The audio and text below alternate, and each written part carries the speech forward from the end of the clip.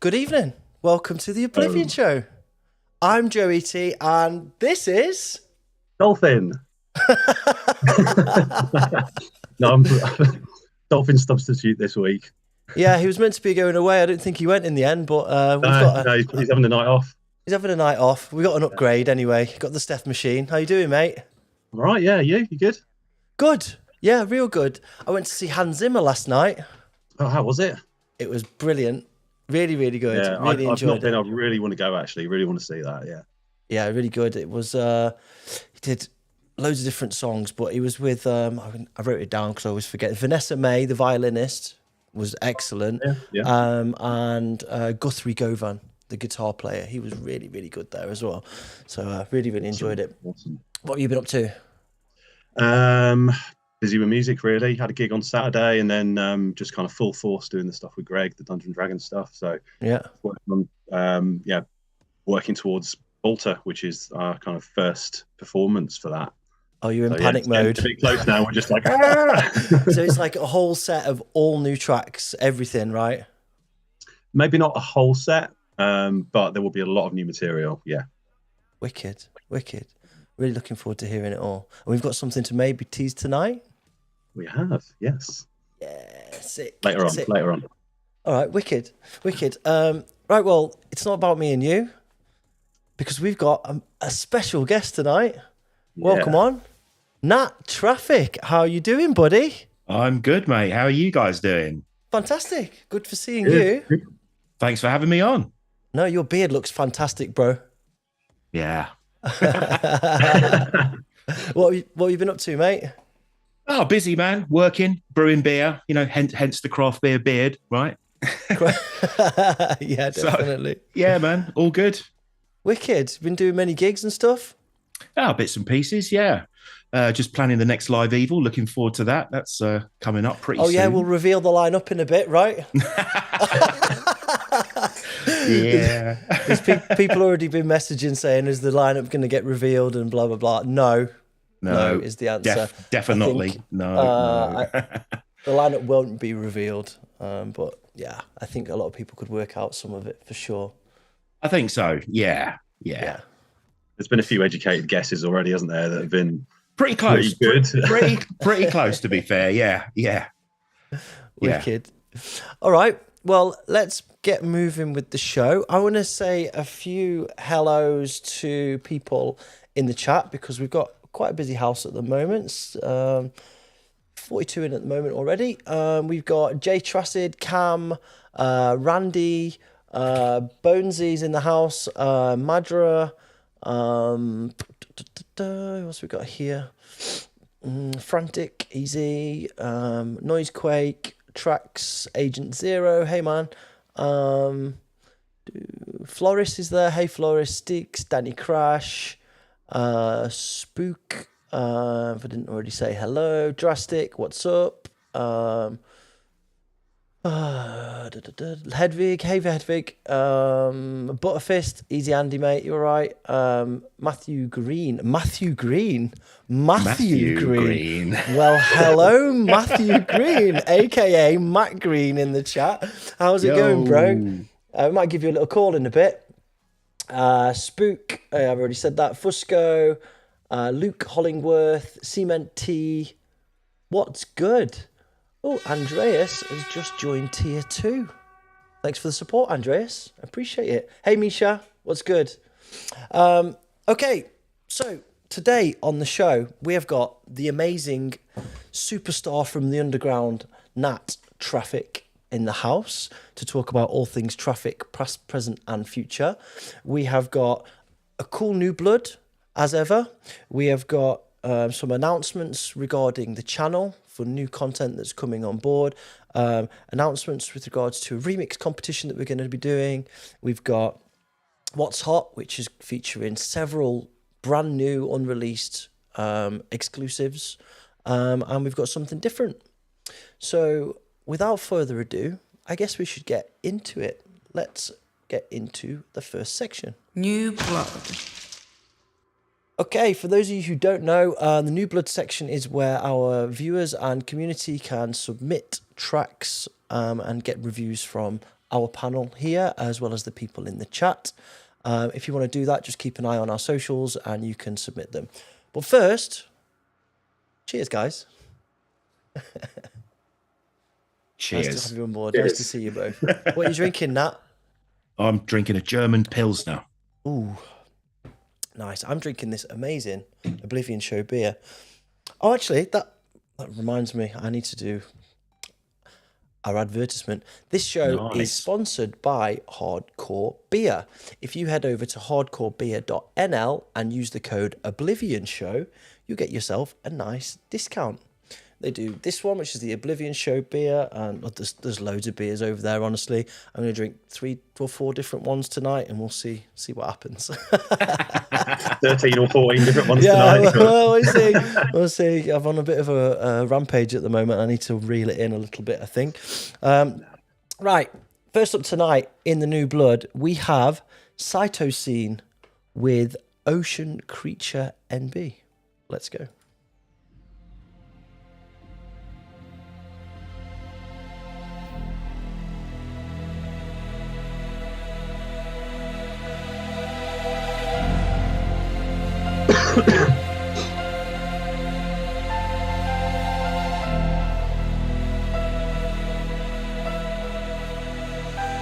Scientists think that it's most likely an iceberg dragging along the sea floor, creating shockwaves and producing the sound. But many are certain that this is not the case, and that it's caused by some giant sea creature.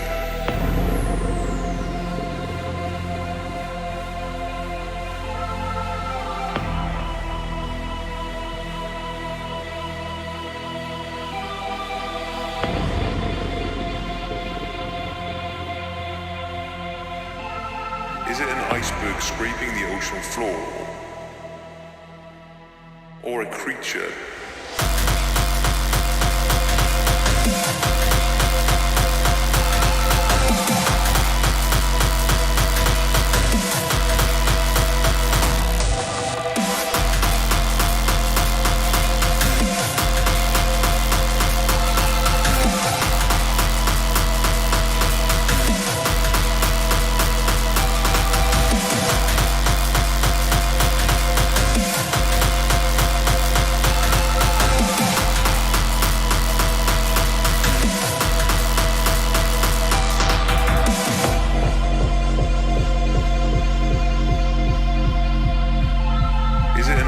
Scraping the ocean floor.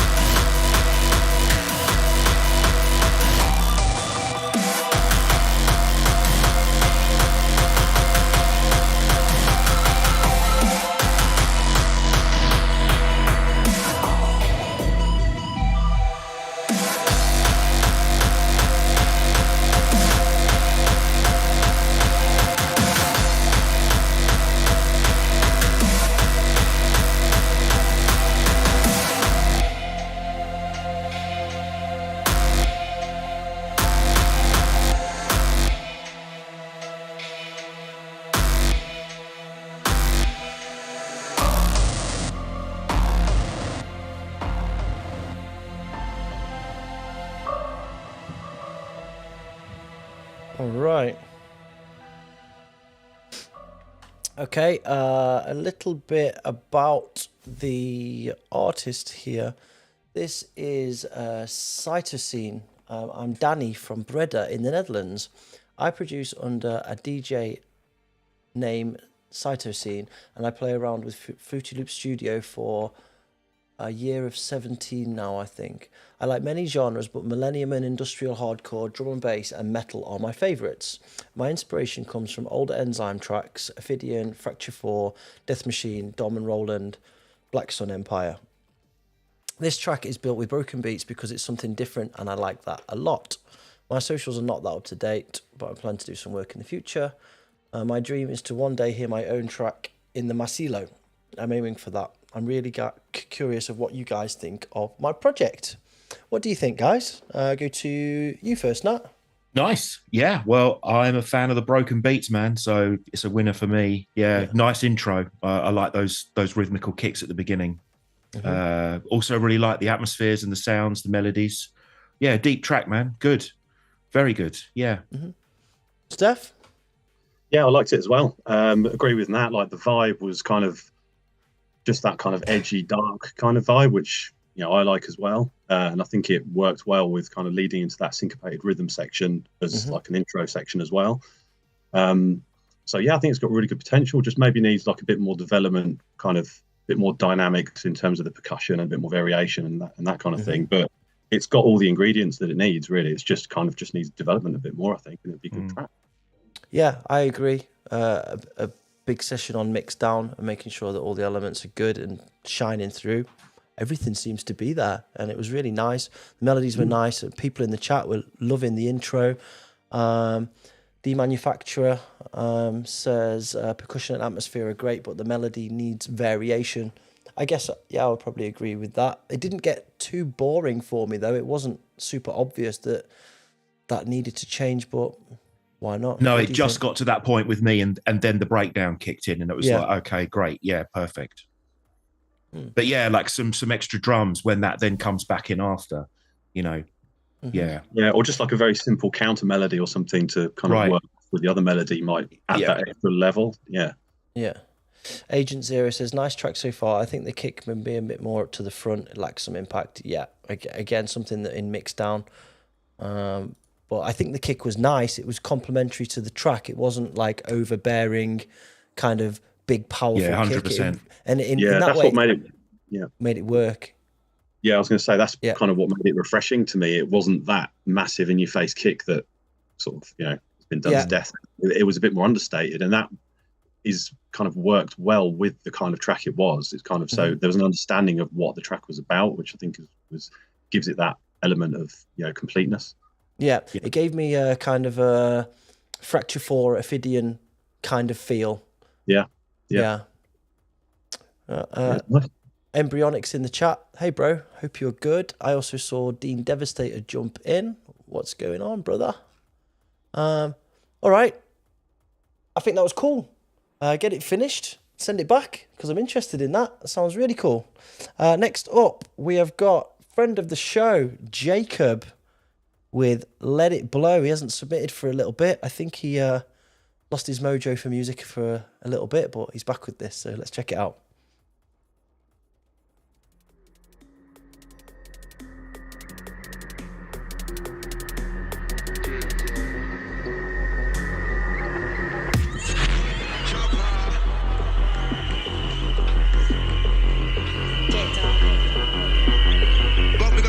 North, south, east and west, doesn't really matter. Attack my crew inside the ride tonight. Attack artists and DVD AFAB. Pick up the TNT inside the ride. All yours. Who's having a good time? Can I hear you, please?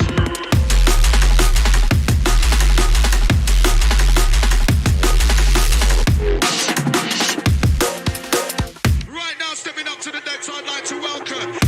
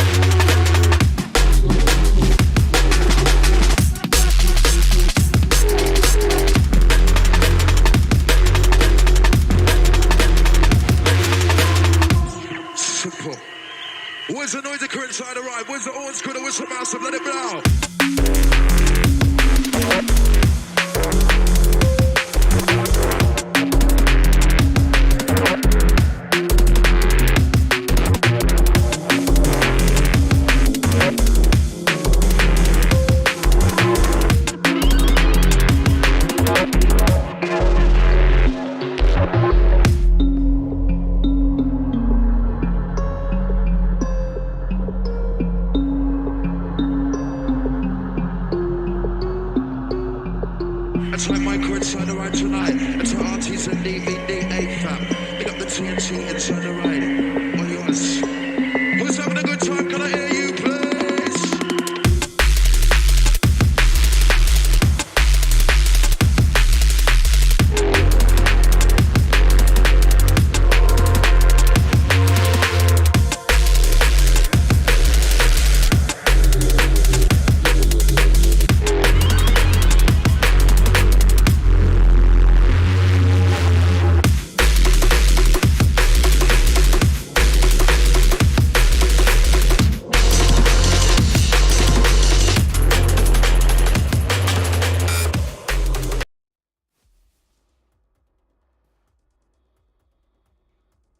Well, a little bit of a problem there.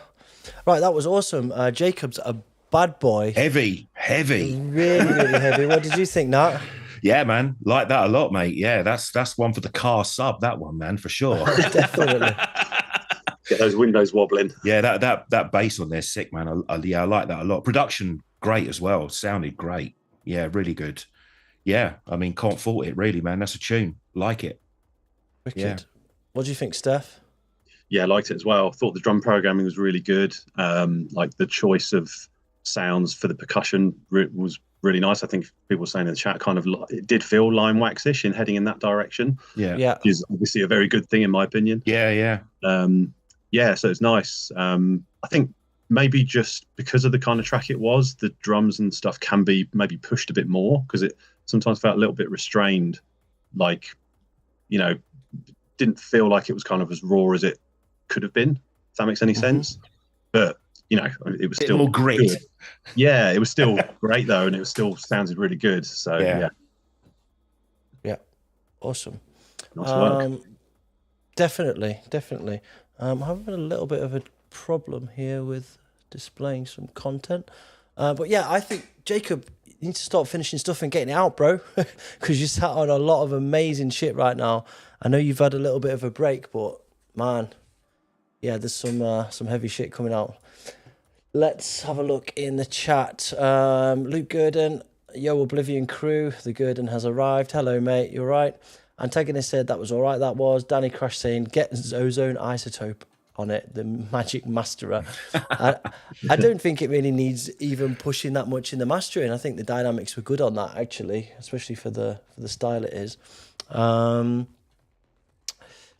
Demanufacturer saying not my jam, but it sounds great. So people say it reminds me a lot of Diesel Boy drum and bass time, which is perfect. Butterfist's drums are really nice. And a lot of people got love for the MC samples as well. Oh yeah, I was going to mention that too. Yeah, love that. I love that shit too. Yeah, brings a rave vibe to it, man. Like that a lot. Yeah, definitely. Right, I'm just going to test something out because I've got a little bit of a problem here, so just bear with me a second, everybody. I think my cousin's in this chat. Luke. Yeah, Luke Collingworth. Somewhere. I'm sure I saw his name go up. Hey, bro. Hey, Luke. What's good? Oh, yeah, there you go.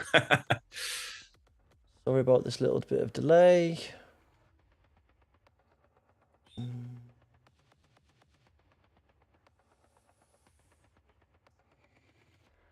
Okay. What the fuck has happened there? Aha. Okay. Right, I fixed it. Awesome. Amazing. Right, there's Jacob's. Right. Nice one. Sorry. There we go. There's Jacob's SoundCloud. A little bit about Jacob here. My name's Jacob, aka Hair Pusher. I'm an Ibiza-based electronic music producer focusing on the weird and wonderful, mostly inspired by Greg's biceps and Joe's boyish good looks. Okay. The track submitted today is something very fresh I'm trying to finish up after a relatively long break. The mix is a little rough and the master was extremely quick, mostly to raise the volume. I don't think it sounded too bad at all, buddy. No. Any thoughts, critiques, and honest dislikes are welcome and encouraged. The only thing I dislike is that you're not finishing stuff and getting it out, bro, because I think you're wicked, honestly. and I would definitely that's a releasable tune, man, for sure. For sure. Get some over the line, bro, and send me a pack. I'm really curious to see what you got going on. All right, next up we have got, I'm going to try and not murder this name, PSYKOMANTEUM. Yeah, PSYKOMANTEUM, The Gate. Let's go. The rightful masters are jealous, watching mankind with a hatred that is as boundless as the stars, with plans for the destruction of man that are beyond imagining.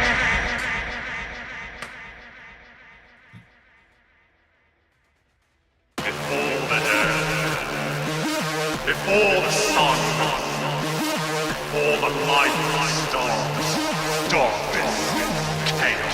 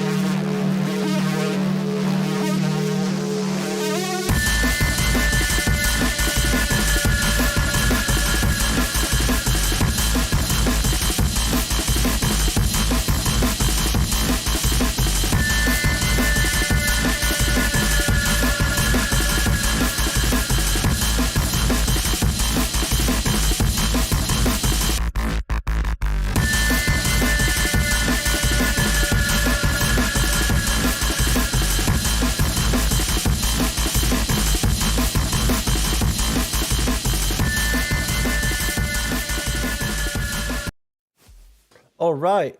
That was a bit of a quick ending, but that sounds like it's right up your street, Nat. What do you reckon? Yep. Yeah, love that, man. Yeah, I'm a big fan of those like scary sort of siren-y things, you know, like a lot of the early techno I was into back in the early 90s had those kind of big atmospheric kind of, you know, spooky noises. Love that. And also that Amen thing there's the overdriven Amen. Yeah, man.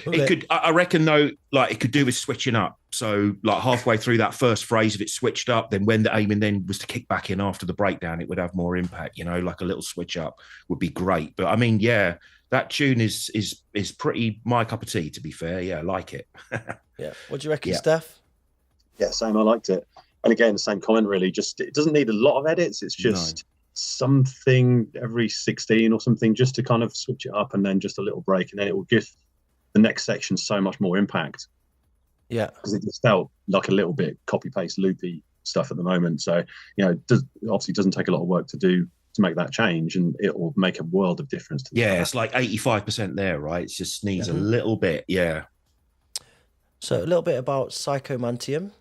I go by the name PSYKOMANTEUM. I am from Victoria, Texas. I've been producing drum and bass since 2007. A lot of my inspiration has come from legends like Loxy and Dylan, Kamal and Rob Data, Conflict, Assassin, Concord Dawn, Black Sun Empire, Future Prophecies, Tekich, Raiden. And the list goes on and on. My influence for my style of drum and bass goes back to my beliefs in my faith. If there is a heaven, then there is a hell, and while my tracks might pull you towards the dark side of drum and bass, I'm really hoping that some will find in it solace and peace, okay? I have a dark, hot, heavy, apocalyptic, cinematic sound to my tracks with sick drum breaks and hard bass lines that continue to hit throughout the tracks. I love horror movies and religious movies, and as you can tell, there is a lot of that in my tracks. If you liked what you hear, then check out my other albums on SoundCloud, Skyring, the Psychological Horror LP, the Texas DMB Massacre, etc., etc., and coming soon, Dante's Inferno, the Redemption of Dante LP. Sounding out, I'll leave you with this verse, a passage from the Bible. I do not think that I come to bring peace on earth, for I did not come to bring peace, but a sword. Okay, so I'm loving that. The music was great. I'm a big fan of those overpushed aim and breaks. It really sends me back to the old UK sound, which is what your sound really, Nat. That's what it always reminds me of. People in the chat saying, awesome start. I think the small break with a couple of D&B kicks in between with minimal could splice it up and give it more funk and variation. Butterfist saying, oh, what? They've sampled The Shivering Truth. I guess that was a sample that he wanted to use. Sorry, mate. Butterfist also saying it needs more edits and a few little switch ups and turnarounds, but a nice vibe. Yeah, I think generally good feedback. And yeah, I think a bit more work in there and send it back in and we'll listen to it again. All good. Next up, we have got Frantic with Underground. Let's go. Take it back underground.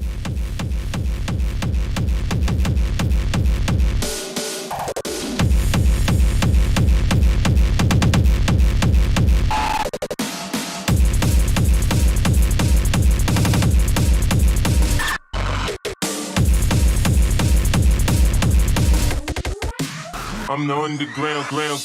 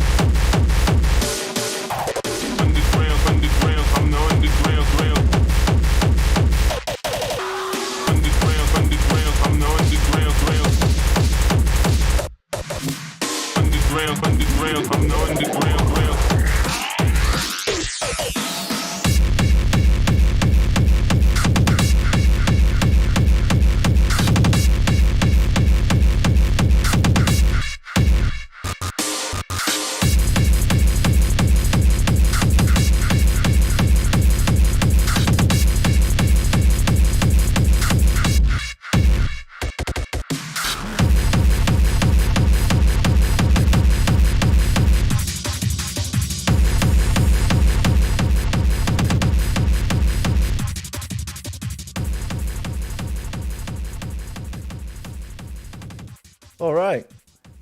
Frantic, the Underground. I like that. Good vibe. Yeah. I like the edits were good in it and stuff, and the switch ups. Really like that part of it. Yeah. A little bit about the artist. Let me just make sure I'm reading the right one. Yep. Hi, I hope you're good. Apology, I never sent a bio with last month's submission, so here's a little bit about myself. I'm from the Wirral, but now based in Liverpool. I began listening to happy hardcore at the age of 13 and bought a set of turntables. In 2002, at the age of 16, I went to my first rave, which was North at Lakota, North 32, and instantly fell in love with the hard underground scene. I never listened to happy hardcore again from that day forward. I think there's a lot of people that had that situation as well. Although I had decks from a relatively young age, I never had the confidence to actually play out. But at the beginning of last year and coming out of lockdown, a friend asked me to play, and I thought, fuck it, what's the worst that can happen? And agreed. Since I've got a monthly residency on Toxic Sickness and I've played a number of parties up and down the country, I decided to start making my own tracks, and I've had a couple of releases, most recently on Underground Industry Records in France. I'm trying to make tracks with powerful kicks and plenty going on throughout. As long as it's banging and people enjoy listening to it, I'm happy. Thanks again for having me on the show, John Frantic. Thanks for submitting, John. Thanks for the backstory. Appreciate it. What do you reckon, guys? Steph? Yeah, I liked it as well. It was kind of, for me, somewhere midway between like the sort of newish industrial techno stuff and hardcore. So the kick was not too distorted and sort of was a little bit techno-y, which was a bit original, really. I liked when the melody came in with the breaks, the breakdown halfway through. I would like, it was kind of just running along, kind of like just grooving kind of thing, and then I was like, oh, this is cool, this bit. So that for me was like the highlight of the track. But then when it dropped back in with the kick again, I don't think that the kick worked that well with the melody, in my opinion. So maybe we'll think about how that section comes out of that break section. But the breaks bit was like really cool. Yeah, that's what I thought. What do you reckon, Nat? Yeah, I pretty much agree. I really liked the way that sort of melody thing came in with the chops and everything, and then when the kick came in, it distorted up. That was heavy. That was pretty good. But yeah, I felt like it just needed a little bit more, sort of a bit more polish, maybe, and a little bit more power. Something there. But yeah, I mean, it's definitely something there. I enjoyed it. Good dance floor track. Yeah. Yep. For sure. So maybe have a play with that kick and the other elements to get them to sit together a little bit better. Maybe a kick switch for that section would work, so you keep the integrity of the bit that worked and maybe change it up. Play about, mate. Play about. I see Ash Kilborn's in the chat. Hello there. How you doing? Bit of feedback from Ash. I'm into it. I could hear pre-future flute drop, just a single note, texture, pad, or whining synth that brings out the tonality of the kicks. Okay. And Psy909 is saying, I agree with Cement. The vocals could use some dirt over the clean kicks. What did Cement actually say? I didn't see that. But I guess that the vocals were too clean. I didn't think the vocals were too clean, really. That didn't disturb me whatsoever, actually. Jay, absolutely adore the flute from Future Mask Off, so it's an instant win for me. Nice edits on the breakdown. Yep. I think the kicks could do with more work. Yeah, we said that too. I think generally everybody's likes it. Everybody would dance to it, but I think you need to work on it if you want to get it to like a good level to be released or played out in sets by people. Okay. Keep up the awesome work, John. We love hearing your music, and it's nice to hear your story, and hopefully you can develop alongside us and get some more stuff released. Nice one. All right, next up, we've got Librarium with Groove Train. Let's go. Welcome aboard the Dance Express, where we'll travel to the four corners of the Boogieland Transatlantic. Now, let's visit our first stop.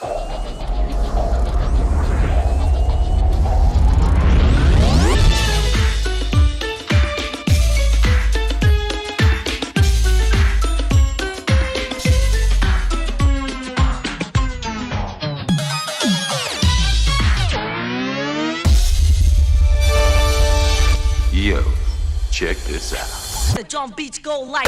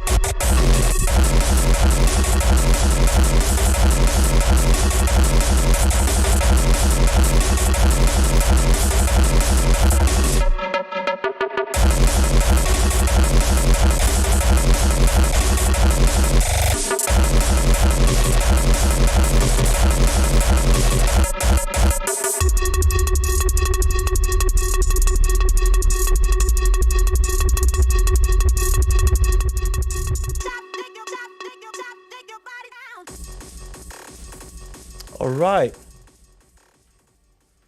Okay, a little bit about Librarium.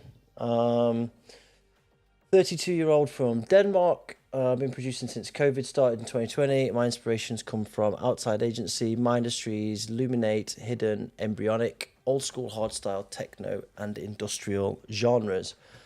Okay, it was a bit of a distorted mess, honestly. The kick was well overdriven and it was just taking all of the space out of everything, in my opinion. What do you think, Steph? Yeah, I mean, the kind of track that it was, where it was mainly just the kick, you've got to make sure the kick's perfect. And I think there was kind of, obviously the way it was pushed so much will detract from the power of the kick. Mm-hmm. So I think the advice I can probably give is compare to other tracks in terms of where this kick sits in terms of the low end power, the distribution of frequencies in the kick, and just try and match to what other tracks are like, so you can kind of get into that same ballpark, really, because it's all well and good having a distorted kick, but it needs to have the power and the dynamics with it, otherwise the distortion's kind of pointless. Yeah, I agree. Could you recommend any particular tools that would assist somebody with that, so that at least there's something that they could go with? Is there anything that they could use?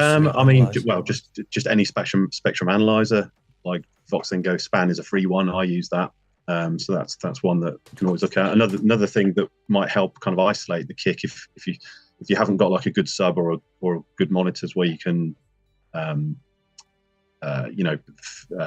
feel or hear that low frequency, or you haven't got a sub pack, which is the other good tool you could use. Just maybe try and low pass all of your track so you can just hear the low frequency part of the track, and then again it might shed some light on how it kind of sounds. Isolating that range. Mm-hmm. So to maybe get an appreciation. Sorry, Steph, please go ahead. Yeah, just to get an appreciation of understanding the dynamics of the lower frequencies of the track, because that's where a lot of stuff can go wrong and is going wrong. Yeah.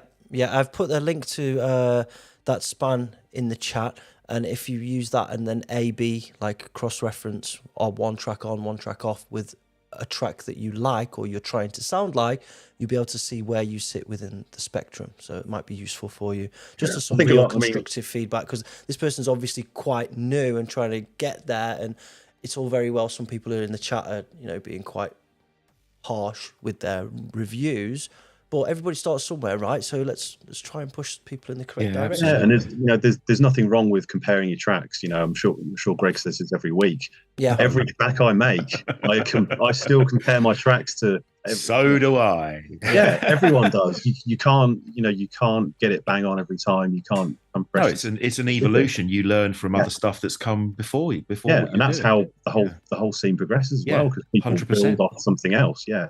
So you just reference all the time. Yeah. I really like the intro though. I thought the intro was great. Really like that.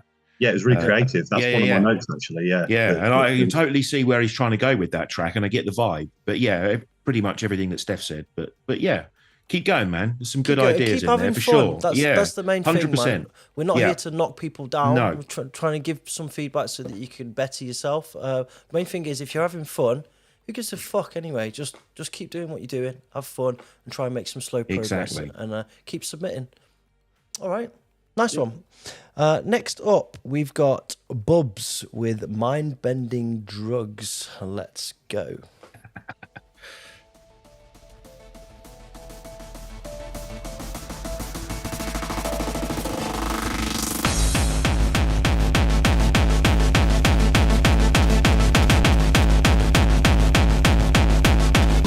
Mind-bending drugs.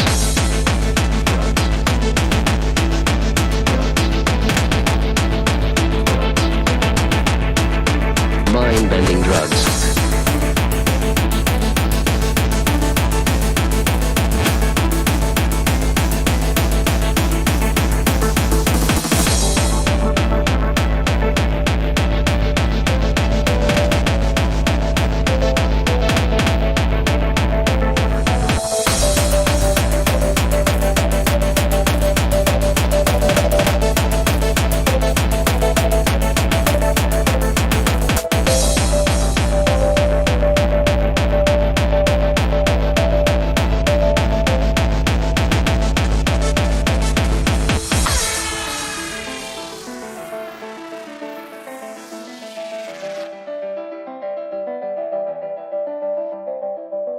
LSD, lysergic acid diethylamide, a chemical compound, an accident of research. It resulted from a Swiss chemist's experiments during the 30s with medicines derived from a plant fungus. It proved easy to make, incredibly potent. A single ounce contains 300,000 doses, each dose drastic in its effects. LSD, mescaline, psilocybin, DMT, and the other hallucinogens. The mind-bending drugs seem to offer so much, but what do they really deliver?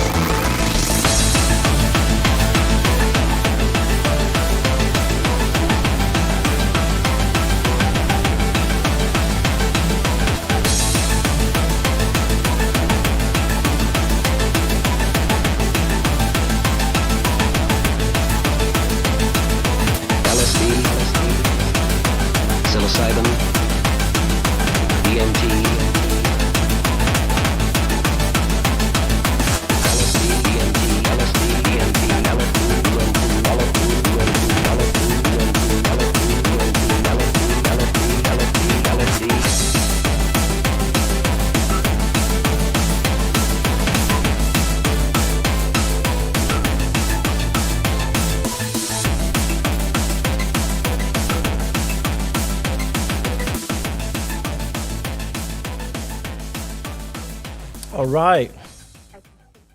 So old school hardcore techno-y trancey kind of vibes going on there, right? Yeah. Reminded me a little bit Speed Freaky as well, you know, kind of. Oh, a little bit, yeah. Yeah. I like that. So a little bit about Bubbs. My name is Andy Evans. I'm 41 years old.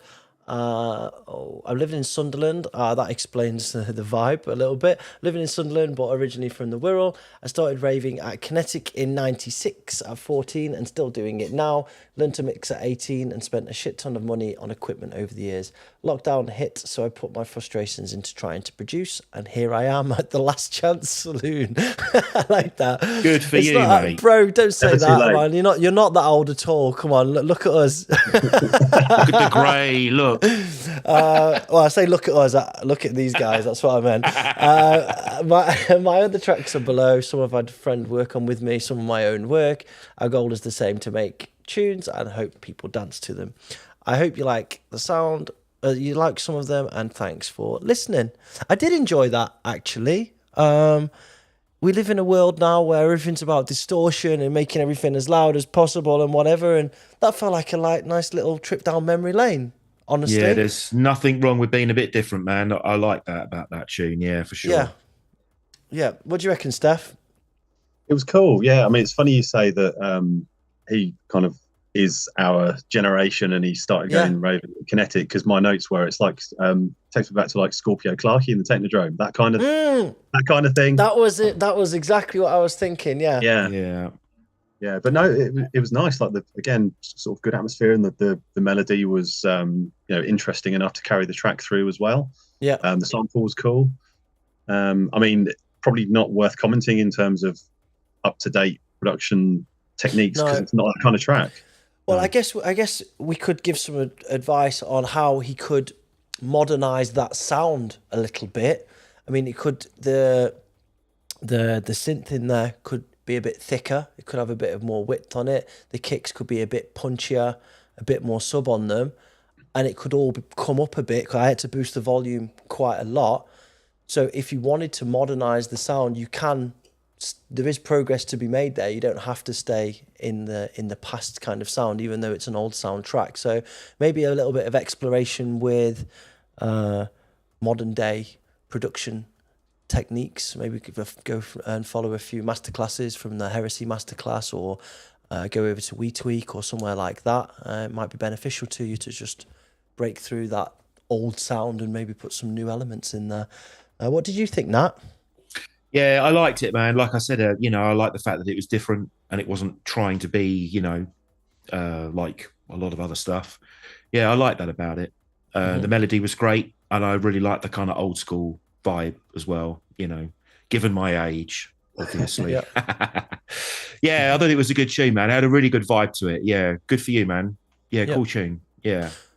Steve Fiend's in the chat. Hey, buddy. I know, Steve. What's good? All right, man. Somebody's saying, Danny Crash saying it could easily be a dance floor hit. Only thing I'd say is the second kick had less punch than the first. I think it was actually the same, but it lost a bit of its punch because of the other elements, the orchestral stuff. Might have been a clash in EQ there that's causing some phasing or whatever. I don't know, but John Pert saying Scorpio back to back with Clarkey. NSA 5 is one of my favourite tapes ever. We're all showing our age. Yeah, our generation. Yeah. Somebody said, sound like there's a lot of influence from Forgotten Moments in that one. Yep, absolutely. Nice atmosphere. The kicks lack a bit in strength. I agree. Maybe just an EQ thing, more sub, bass, and boost the 80 hertz and see what happens. Yeah, just play about a bit and try and get a little bit more out of it. It was just sounded a bit old, like I say. Just maybe push it a bit more. There's a lot more headroom in your door than you actually think. So push, resample, and bounce. Jay Tressard, liking the medley work, perhaps verging a bit too much on the happier side for me, but well made to be fair. Well, that's his vibe, man. He's doing what he wants to do. Can't argue with that. There was some good feedback here from Biosy. The lead synth could use a little work. It feels a little bit thin. Also, the kick needs more oomph. Yeah, that's what I said too. Keep working on it. Nice one, Andy. And I look forward to hearing your next stuff. Respect. Next up, and finally, on New Blood, we have The Surge Project featuring MC Wild Fox with Absolute Hardcore. Let's go.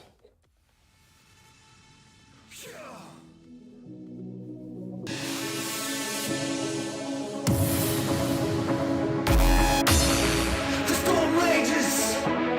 We've been ready for rages. Ready for war. This is absolute hardcore. The French core, all here to take control of your mind, deep in your core. Here to feed madness in your soul.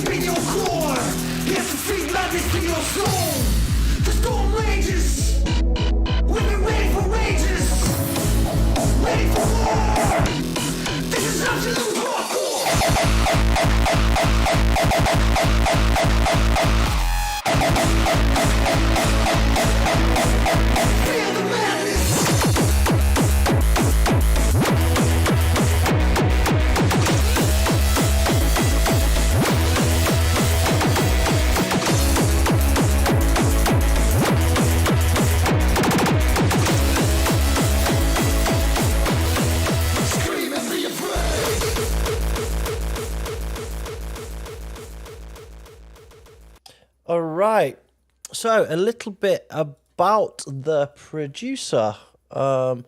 This is the Surge Project. We are Celine and Cecile. Together we are the Surge Project. Producers and hardcore DJ. Hardcore and Frenchcore from France. We're also co-manager of our own label, Core Resistance. I thought there was some really good stuff in there. So a little bit of a backstory on this. These ladies, they sent me a demo the other day. It's not really our bag for the label. I wouldn't release this. It's not our vibe, but I thought there was something there. I thought it was pretty good. And I've since sent them to Al Twisted because it might be something for his Darkside label or one of his other labels. I think it would really find a good home there. But I thought that there was a good level here, and I thought the arrangement was good. I thought some of the kicks were good. It felt like it was nearly there. And so I asked if they would like to be on the show, and they said, yeah, they would love to. So here we are. What do you think, guys? Yeah, I mean, I agree. It does exactly what it says on the tin. It's that tune, isn't it? It's not my cup of tea. It's not something I would play, but I mean, that would slot straight in at one of those big Dutch parties. I mean, you know, I can hear the French core in there as well. It's the arrangement was really good. The sounds are all good. Yeah, nothing wrong with that at all. Yeah. What do you think, Steph? Yeah, same really. I mean, I like the fact that they're actually making the effort to put different elements in there, like switching the kicks up and putting those vocals and the melody. And it was kind of, you could tell they've put work in trying to make something unique and trying to make something their own sound. Yeah. Which, is very, very commendable. The only sort of notes I've really got were just maybe on the vocal, the way the intonation and the flow of the vocal maybe could be changed a bit to give it a bit more cohesiveness with the rest of the track. Yeah, it felt like it was kind of stuck on top a little bit, didn't it? Instead of being really tied in there. Yeah, I mean, vocals can be a bit hard to work with when you're trying to fit it around all those kind of things. But like Nat said, you know, if that was in a party in the right area, it would go off. Yeah, and that's exactly why I sent it to Al. I thought there was some potential there, and that's there really is in that stuff. I see they've worked with Al Core here as well. Hey. Yeah. Great work, Celine and Cecile. Thank you for submitting. And please submit again. We'd love to hear your progress and support you where we can. Big up. Respect. A little bit from the chat. Butterfist is saying, can I remix this, please? I'm sure if you ask them nicely, they'll probably let you. What else do we have here? Let me just bring up this. Pop up. I think the orchestral Cement T says I think the orchestral strings could be a little more wide on the stereo. Laura's saying it's not bad, but indeed very main stage festival. It has potential, but not my thing. We'll see how it switches between typical mainstream hardcore, near up tempo kicks and French kicks. I thought that was quite cool, actually. That was one of my favorite parts of it. Yeah. It kind of appeals to everybody. If you don't like that kick, you've only got to wait a 16 or a 32 and you're going to get a new one anyway. So whatever, innit? Very creative, kicks different, a lot of impact and EQ from each other. Yeah, but that's, stuff that needs to be finished off. It was a good track. Absolutely, just not underground for a lot of us. Agree. I know that a lot of the stuff we play here is more underground / not main stage, but this show's about hardcore, all of the elements of hardcore. You can see that by some of the guests that we've had. So it's only fair that it gets included here. I've got no problem with that at all. Yeah, pretty good. Pretty good. Nice one. Yeah. Okay, I want to just say sorry to Agent Zero. I know you're in the chat. You submitted a track, but you've been on the last 2 or 3 shows, and I can't just keep putting people on and leaving other people out. It's not fair. So keep sending stuff in, and we'll play you again. But that's why. Okay. All right. Well, that was the end of the New Blood. New Blood. Next up, we're going to do an interview with Nat Traffik, but before we do that, I've got some little bits of information to share with you. Let me bring up my screen. First of all, we've got a little announcement, and that is we've got something coming to the channel real soon. What could this be?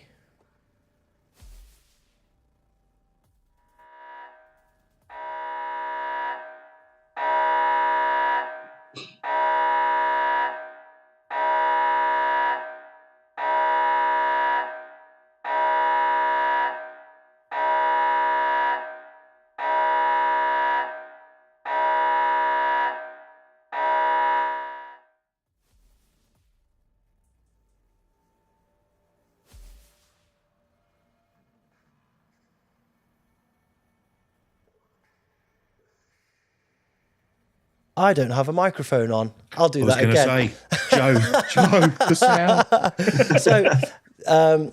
So the DJ Producers Confirmed Signals show will be coming to the Oblivion channel.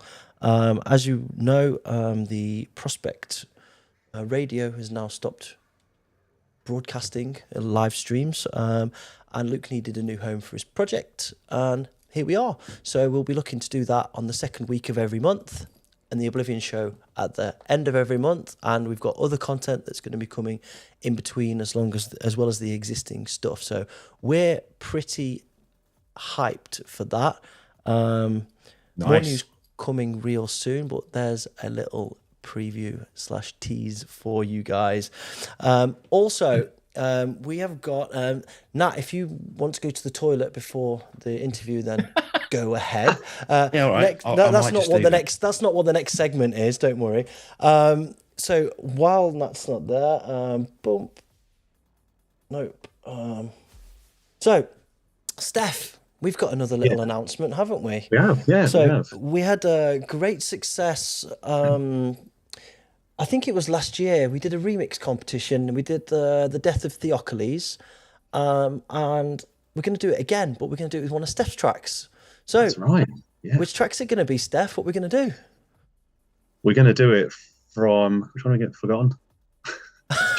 Dread. We're doing Dread. We are going to do Dread. So, within the next month or so, there'll be an official announcement on the Oblivion channel. So keep an eye over there, and you'll be able to get your hands on the stems from Dread. And we'll do a remix competition. The winners, we did 5 last time. The winners will get, the winners will get a release on Oblivion Underground, a digital release.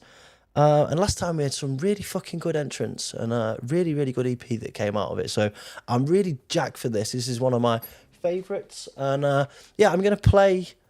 I'm going to play the video from the original just as a refresher now. And check it out. This is DEATHMACHINE Dread.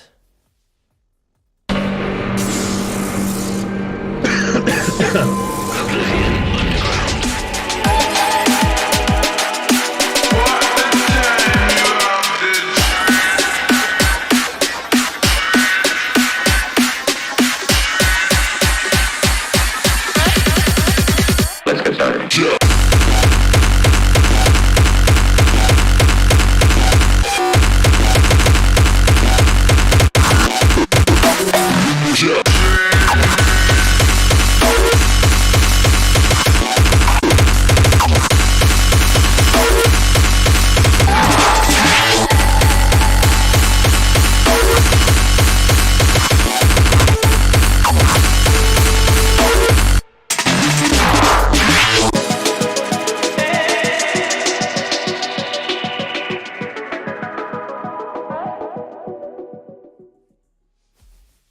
All right. Seems Steph's gone as well now, so I'll do this bit on my own, shall I? So that's the Amazing Dread. It's from this vinyl. If anybody's got this, this is completely sold out everywhere. So if you haven't got a copy of this, you might struggle. Oh, welcome back, Cough Machine. If you haven't got a copy of this, it's sold out everywhere. So good luck with that. But this was an amazing release. It's one of my favourites. This one's even signed. Look, we did it. Thanks for everything from Steph. And that wicked video as well, which I did actually. But yeah, one of my favourite tracks on Oblivion, and I'm really, really, really excited to see what we get out of a remix competition for this. Proper UK vibes, jungle-y samples. It's going to be sick. It's going to be sick. So yeah, I'm really looking forward to seeing what everyone does with it. Me too. It's like, really cool when people sort of put their own spin on what you've done, and yeah, like getting so many people to kind of have a crack at it would be interesting. Yep, absolutely. Somebody's asking for a link to the release. Yeah, I can do that right now, actually. 1 second. Oblivion Underground, Bandcamp. Bandcamp. Boom. Here we go. I'll actually do it on the screen. There we go. Ding, ding, ding. So it is in here. It's the original release. You can grab that on MP3. But as I say, you might struggle to get it on vinyl because it's completely sold out everywhere. And I think it's like €50 on Discogs. So limited edition shit. All right. That was all of that. Now we're coming on to the juicy part of the show where we're going to interrogate poor me. Oh God. Interrogate Nat about what the bloody hell he's been doing all these years, wasting his life. 1 second. Bring this up here. So I've got some notes. So Nat, aka Traffik, the prolific underground radio jock turned hardcore activist, hailing out of London. How are you doing, first of all? What have you been up to? What's going on in your world musically at the moment? Musically, yeah, slow. I mean, it's I'm not super busy with it so much these days. It's a hobby I enjoy. I get a few gigs every year, which are always great, and I get to take Emma with me on most of them, and we turn most of them into short little breaks, and I catch up with old friends and play loud music, which I love. It's our favorite thing to do, right? Yeah. Production wise, I tinker. I sit in front of my computer. I mess around mostly these days with breakbeats. So I will be honest. Currently writing another track for Vinyl Junkie nice. for the Warehouse Wax thing. So doing another sort of old school kind of breakbeat thing. The kick drums do come out. I can't really talk about it, but I did a hardcore techno remix of a very popular, very well-known old school rave track. And it's been hanging around in the ether. It's still not been released, which is very frustrating because I'm itching to get it out. I did play it once in Germany as my finishing track at 7 o'clock in the morning to a packed warehouse, and it went off. Oh, so Nat, you need to send it over, bro. Why haven't I heard it? Well, yes, yeah, I've been sworn to secrecy and silence about it. It's so annoying. Okay.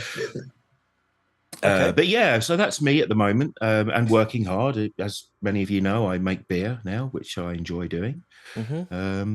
Yeah, so all good my end, man. All good. Wicked. So where did it all start for you then, Nat? You go back like 30 years in the game, maybe more in music generally. Tell us about your humble beginnings. Well, I started learning the piano when I was 5. I mean, there's a lot of music in my family. My dad was a musician. My uncle, my nan's dad was a conductor. My mum and her sister were dancers. So there's a lot of sort of entertainment industry stuff in my life. And my parents put me through, music lessons. I learned to play the piano from 5. When I got to 14, I kind of got a bit bored of that. It was a bit boring and stuffy. And I was, getting into, Such an English thing to say. I know. And I was getting into hip hop at the time. I mean, 14, I can't remember what year we're talking when I was 14, like 1987, 6, something like that. And I'd found electro music. I'd found early, imported hip hop from the States, and I loved that. It was my first real love of music, and the piano I ditched that. I worked my entire summer holiday when I was 15 and 16, and bought Technics decks one at a time because I could only afford one at a time, and taught myself how to DJ, getting inspiration from Cash Money. Jazzy Jeff, Chris the Glove Taylor, all those early old school hip hop DJs. And I learned how to scratch and mess around with records before I learned how to beat match, really. That came later on when I first discovered acid house and clubbing.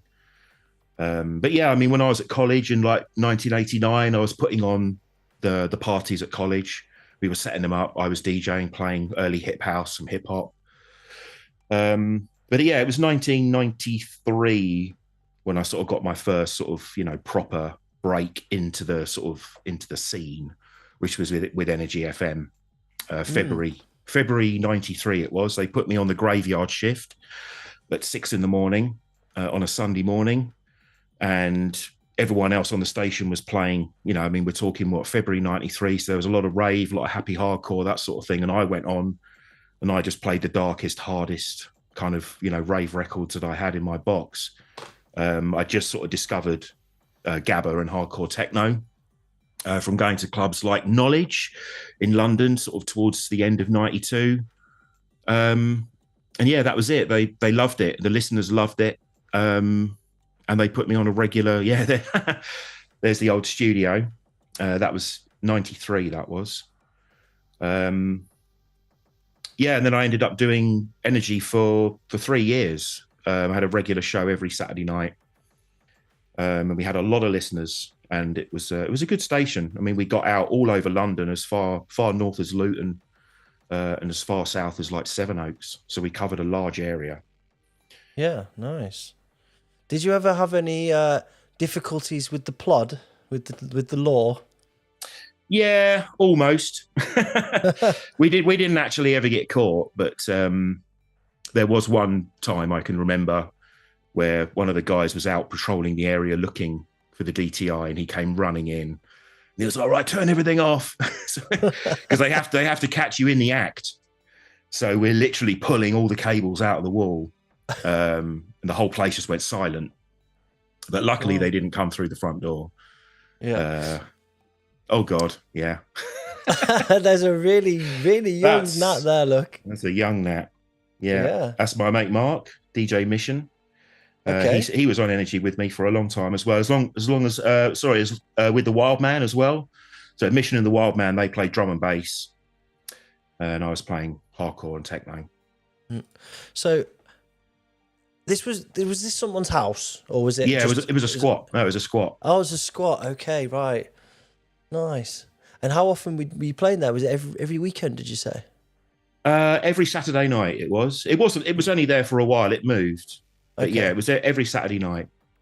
And did you used to have the old traditional phone-ins and putting people on there and all that kind of stuff? Yeah. I always wanted to do pirate radio when I was young, and we tried to build like a broadcaster antenna thing, and it just went horribly wrong. Me and my mate Gib wanted to do it, so yeah, I always wanted to do that. Yeah. And how long did you do that for then? How long was 3 years? 3. Okay. Yeah, 93 to 96 it was. And how did you find the music was received that you were playing? Because you were playing like the harder stuff. What was it? Did it go down well, or what was the reaction to it? Yeah, well, I mean, London, it's kind of tricky in that sense. Not many people were really into the harder sounds, but there was a following. It was small, but there was a following. Enough to keep me on there for 3 years anyway. So yeah, definitely. That's awesome, man. Yeah, it was fun. I enjoyed it a lot. And did you pick up many contacts who are also into hardcore in the hardcore world from that, or were you kind of the outlier in that sense there? Yeah, I mean, I definitely inspired a lot of people. I had a lot of people listening to me and stuff, but it was through the radio that I met the guys from Outcast Clan. Okay. I also met Jason, Asylum MD from south of London, the Mad Doctors. He was one of my listeners, and met him through there. And yeah, it was one of those things. I mean, I was on there every weekend, every Saturday night, so I didn't really get much kind of clubbing time because you were busy doing that. Yeah, from 89 to 93, I was a raver, and I was going out every weekend. And then as soon as I landed that show, that all of that stopped. Mm-hmm.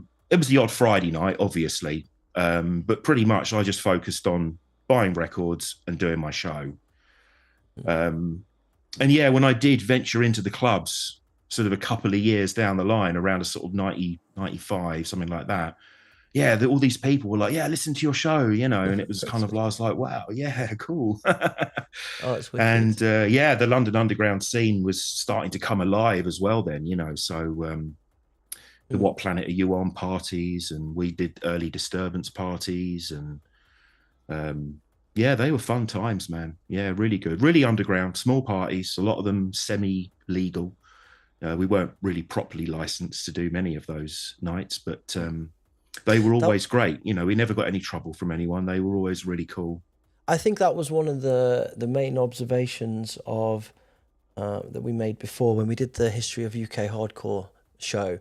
We did it was me, Greg, Luke, Simon, Sean, and we talked about the beginnings of hardcore. But a lot of the hardcore from up north, shall we say, a lot of it was legal. Like people had gone into the clubs. There was like the criminal justice bill made sure of a lot of that, etc., etc. Yeah. But the squat and free party scene in London is still good today. Like it's something that was always synonymous with London, was that underground. There's a reason for that. I mean, I was trying to put on legal nights. We did our first Disturbance night in the 414 Club in Brixton in '94.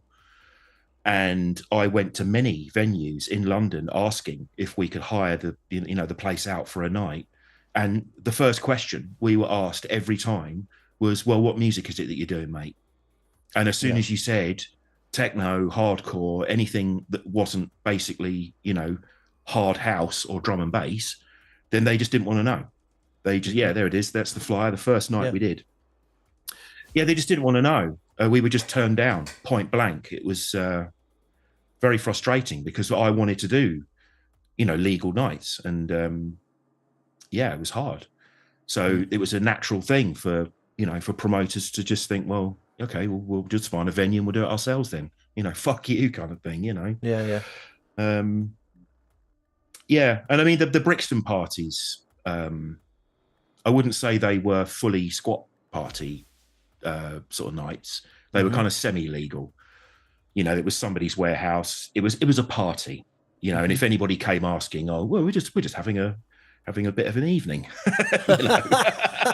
A little soiree. And to be honest, in those days in Brixton, the police had better things to do. So, you know, they just left us alone.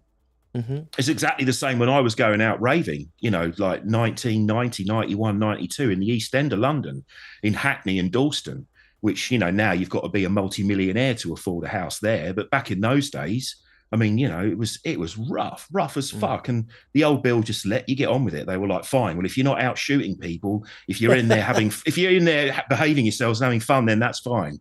Yeah. You know, so they're just all in a box doing drugs, leave them to it. It's better. Yeah, exactly. They're not out on the streets causing me any problem. Yeah. So, I mean, London is a quite kind of unique thing there, I suppose, really, compared to a lot of other places, you know, especially back then. I mean, London's become so gentrified now, you know, it has changed a lot, but back then, you know, it was quite ropey, really, a lot of areas of London, and you could get away with doing parties and nights and no one really cared. You know, how? I mean, we're creeping up the timeline now to like 94. We just showed you a flyer there, 94. Now, big dates and milestones in the UK hardcore timeline are 94, 97. Really big milestones. So I'm curious as to what your perception was for the rest of the country. Did you know what was going on up north, or were you just doing your own thing in a bubble? Did you know what was happening? Bubble. 100% bubble. Yeah, I had no idea that you guys up in the north of England were having raves.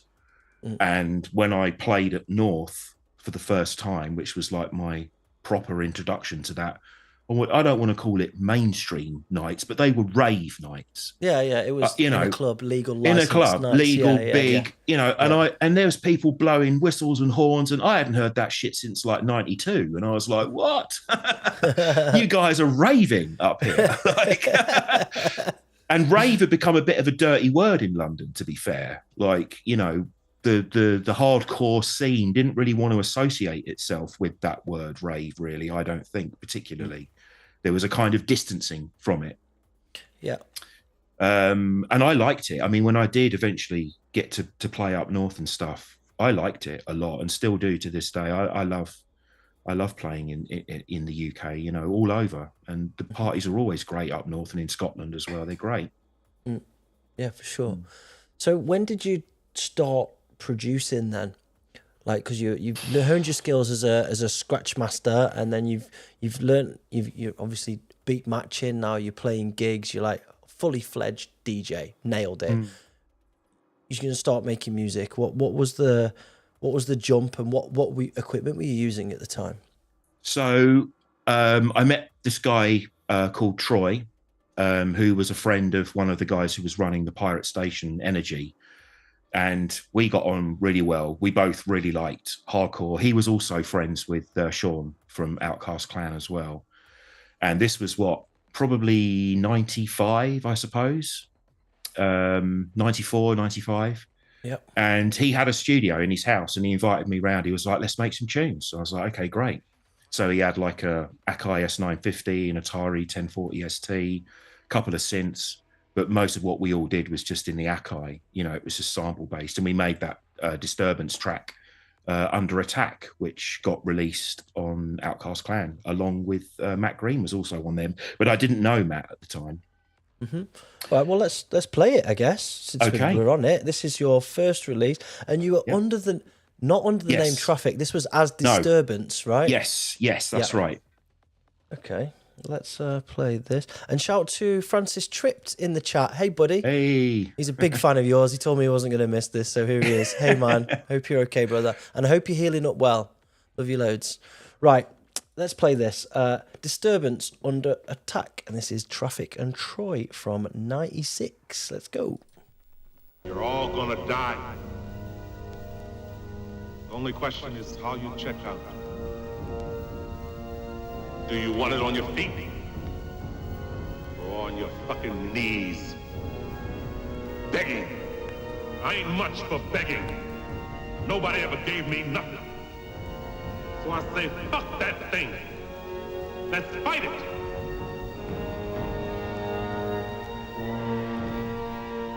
Fuck it. Let's go for it.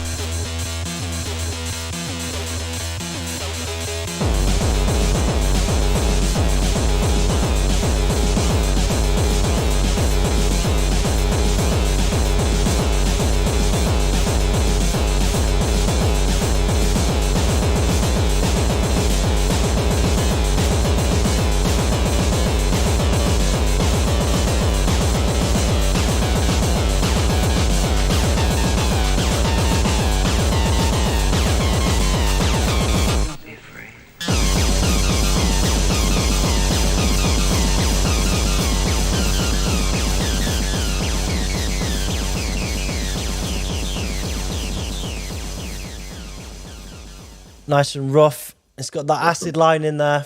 Still love that little mistake on the acid when it comes back in. There was no gate. There was no chopping anything off. We were on the desk, literally like bang, straight back in. Amazing. Yeah. I've got this here on Discogs. On Outcast Clan, which is Sean Total Output. Shout out to Sean, by the way. Haven't seen you for a while, buddy. 1996. And this ordeal motherfucker so dead by Matt Green as well, and Lassie Steam was on there as well. He was, yeah. All right. So how did that actually come about then? And Alita and Asylum as well. So. Oh yeah, shit! I didn't even see that. Yeah. Yeah. So that's Andrew and Jason, and Jason then ended up, becoming South of London with me and Matt as well. Yeah. Yeah. So you made the track. How did it actually come about that it got released? Well, like I say, Troy was friends with Sean. They were buddies. Okay. They grew up. They'd grown up together. I think they went to school together. I think. Mm-hmm. And then Sean obviously was popping round, hanging out, and we were there making that track. And he was like, "When you finish that track, I'm putting that out." No choice. Loving it. Like, okay, fine. And I just couldn't believe it. I was like, "Wow, man, I'm going to get a record out. That's so fucking cool." Wicked. Shout out to someone just jumped in the chat. I missed it. Shout out to Gemma who's joined the chat. How's it going? And also, Jay Trusted has never been to Live Evil. Yeah, what? That's just shocking. I've just saw it in the chat. I'm going to break my Live Evil cherry. It's just so difficult to get to London. Bro! Is it? It's only been going since 97, bro. Come on. What are you doing? Shocker. Absolutely, you've had a flay me. He says flay me in the chat. You will be flayed, bro. We're funny. Okay, so 96, got your first track out. Awesome. And then I guess you started to do production yourself because that was at Troy's house. What was what happened? Yeah, then I got an Amiga. And which one? An A500. Oh, nice. We always do the Amiga question. Oh, no, actually, no, sorry. Hang on a second. I got the A500 later, I think. I started with the A1200. Yeah. Okay. Yeah. I picked up an A500 down the line. Didn't really use it. But yeah, it was a 1200 and ran Octamed. I wasn't a Pro Tracker guy. I was an Octamed guy. And yeah, sat at home, just messing around. And again, I thought, I'd had the track out with Troy. That kind of happened because he knew Sean from Outcast Clan, and I didn't really think that the stuff I was making at home on just 4 channels of 8-bit shitty audio was going to say anything. I didn't think anything of it. It was just making tunes as a hobby. And I'd met Simon from Crapshoot at one of the parties in Brixton in London, and we'd become kind of pally and whatnot. And he came round to my house, and same thing happened again. He was like, "Oh, play me some of the stuff you've been doing then." And I reluctantly, sort of played him a couple of bits. And yeah, straight away, he was like, "I want it. Like, I want to release it. Just finish it and give it to me." Yeah. So that was Trip to Hell. All right. Well, I've got that here as it just. Which was my first solo release. Yeah, as Traffik. That one. All right. Let's whack this on as well then. Let's do it. So this is Traffik, Trip to Hell on Crapshoot Records. Let's go.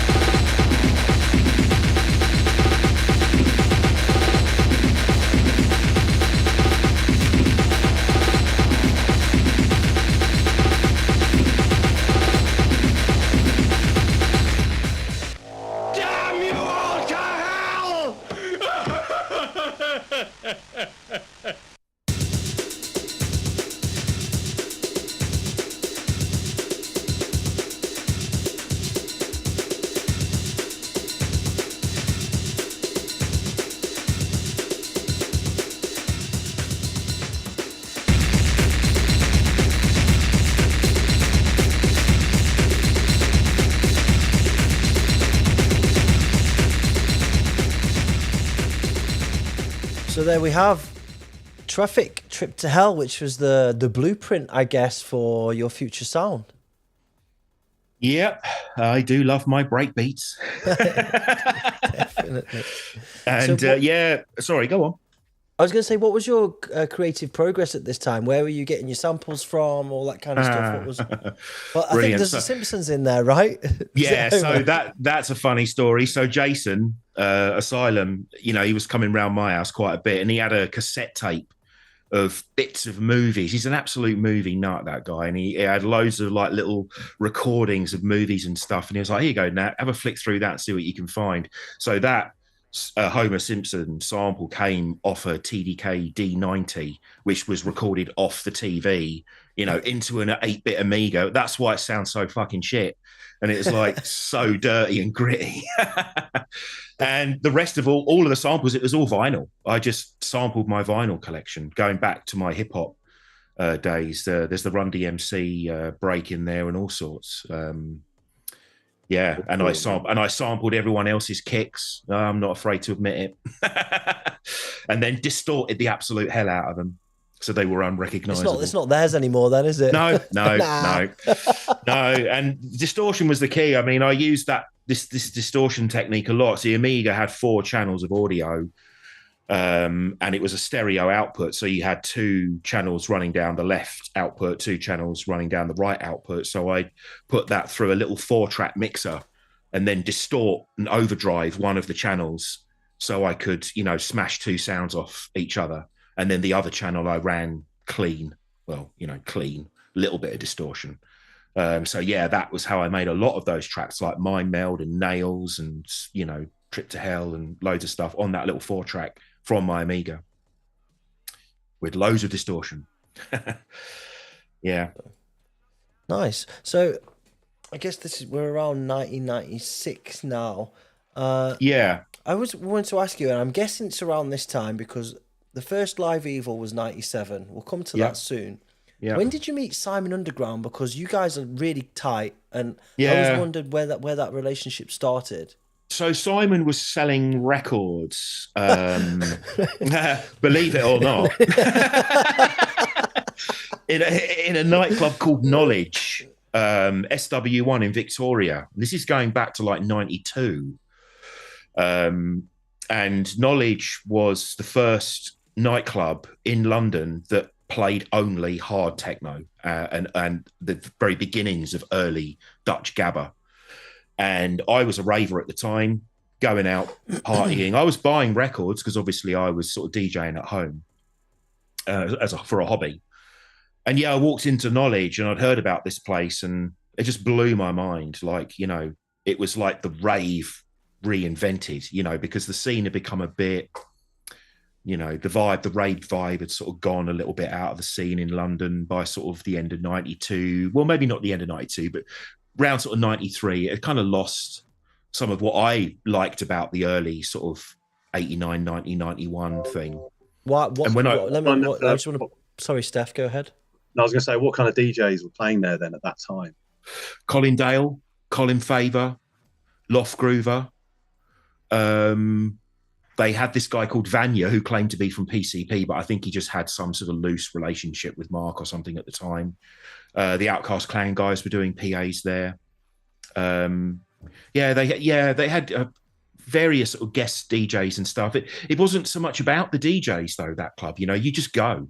You go because it was the only place you could go, and you'd walk in and it'd be going, and it'd just be like, you know, and smiling, happy people everywhere, you know, having a fucking amazing time, which was like the early vibe from the rave scene, which is why I fell in love with the rave scene, you know, because I was into hip hop before, and that was quite moody, really. And then, you know, going into the first acid house rave parties that I went to, I was like, oh yeah, I like this. People are nice here. They're friendly. I can relax and enjoy the music and have a good time. And like I say, the rave scene in London sort of around 93 had stopped being a bit like that. Not why? So bad. That's what I was going to ask. Why? What changed? It just become hugely popular. Like it was just massively popular.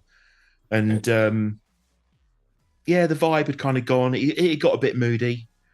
Like the drug dealers are kind of taking it over a little bit and stuff. And yeah, it wasn't so cool. And then I walked into Knowledge, and it was just like being back in the rave, like 110%. It was amazing. You know, the drum and bass. I loved the drum and bass music at the time. The early jungle, I was a big fan, but I didn't really like going to the parties. They were just a bit moody, which was a shame. You know. And so you met Simon there, and I think so. I think that's where I first kind of would have probably spoken to him. But then Simon Underground, by the way, to Simon Underground, yeah. And then obviously going to other clubs in London that also then started doing techno nights like Eurobeat. He also had a record stall there.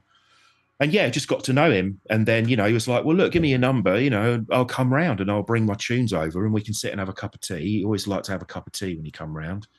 And yeah, I'd sit there and go through records. It was great. I mean, having a record shop coming to your house. I mean, you know, what's not to like? Yeah. And so that, I guess that relationship developed. Then you started doing bookings together. I mean, I've got some flyers here from 96 in Brixton. Let me just bring this up. 96 in Brixton. You guys were playing together. That's right. In fact, my son was the first baby Simon had ever held, and he likes to tell that story. I think that's very cute. Yeah. I hope it wasn't at this party.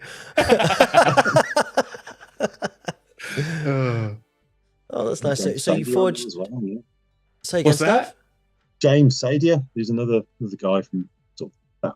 Energy FM. Yeah. Yep. DSL was from Energy FM. Sadia was from Energy. Suicide Squad, obviously, was Simon, Max Death, and their other friend Chris, I believe his name was. Yeah, there were lots of little sort of basement kind of little rave parties like that in London.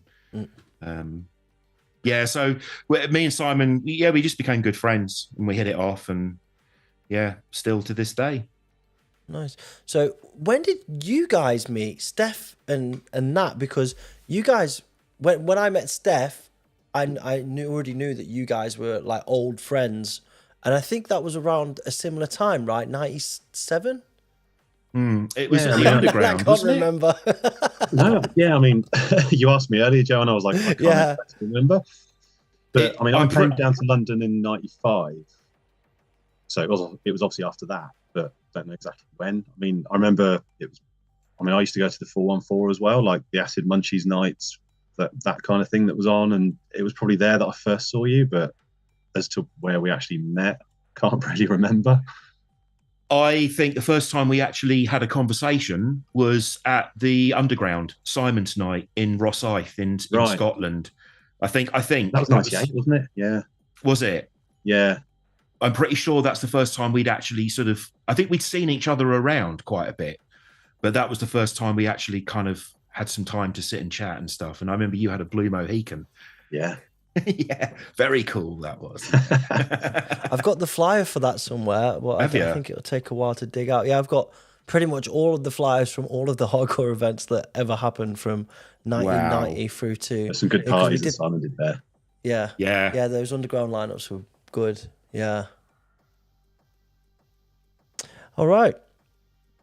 So we're at 97. Yeah.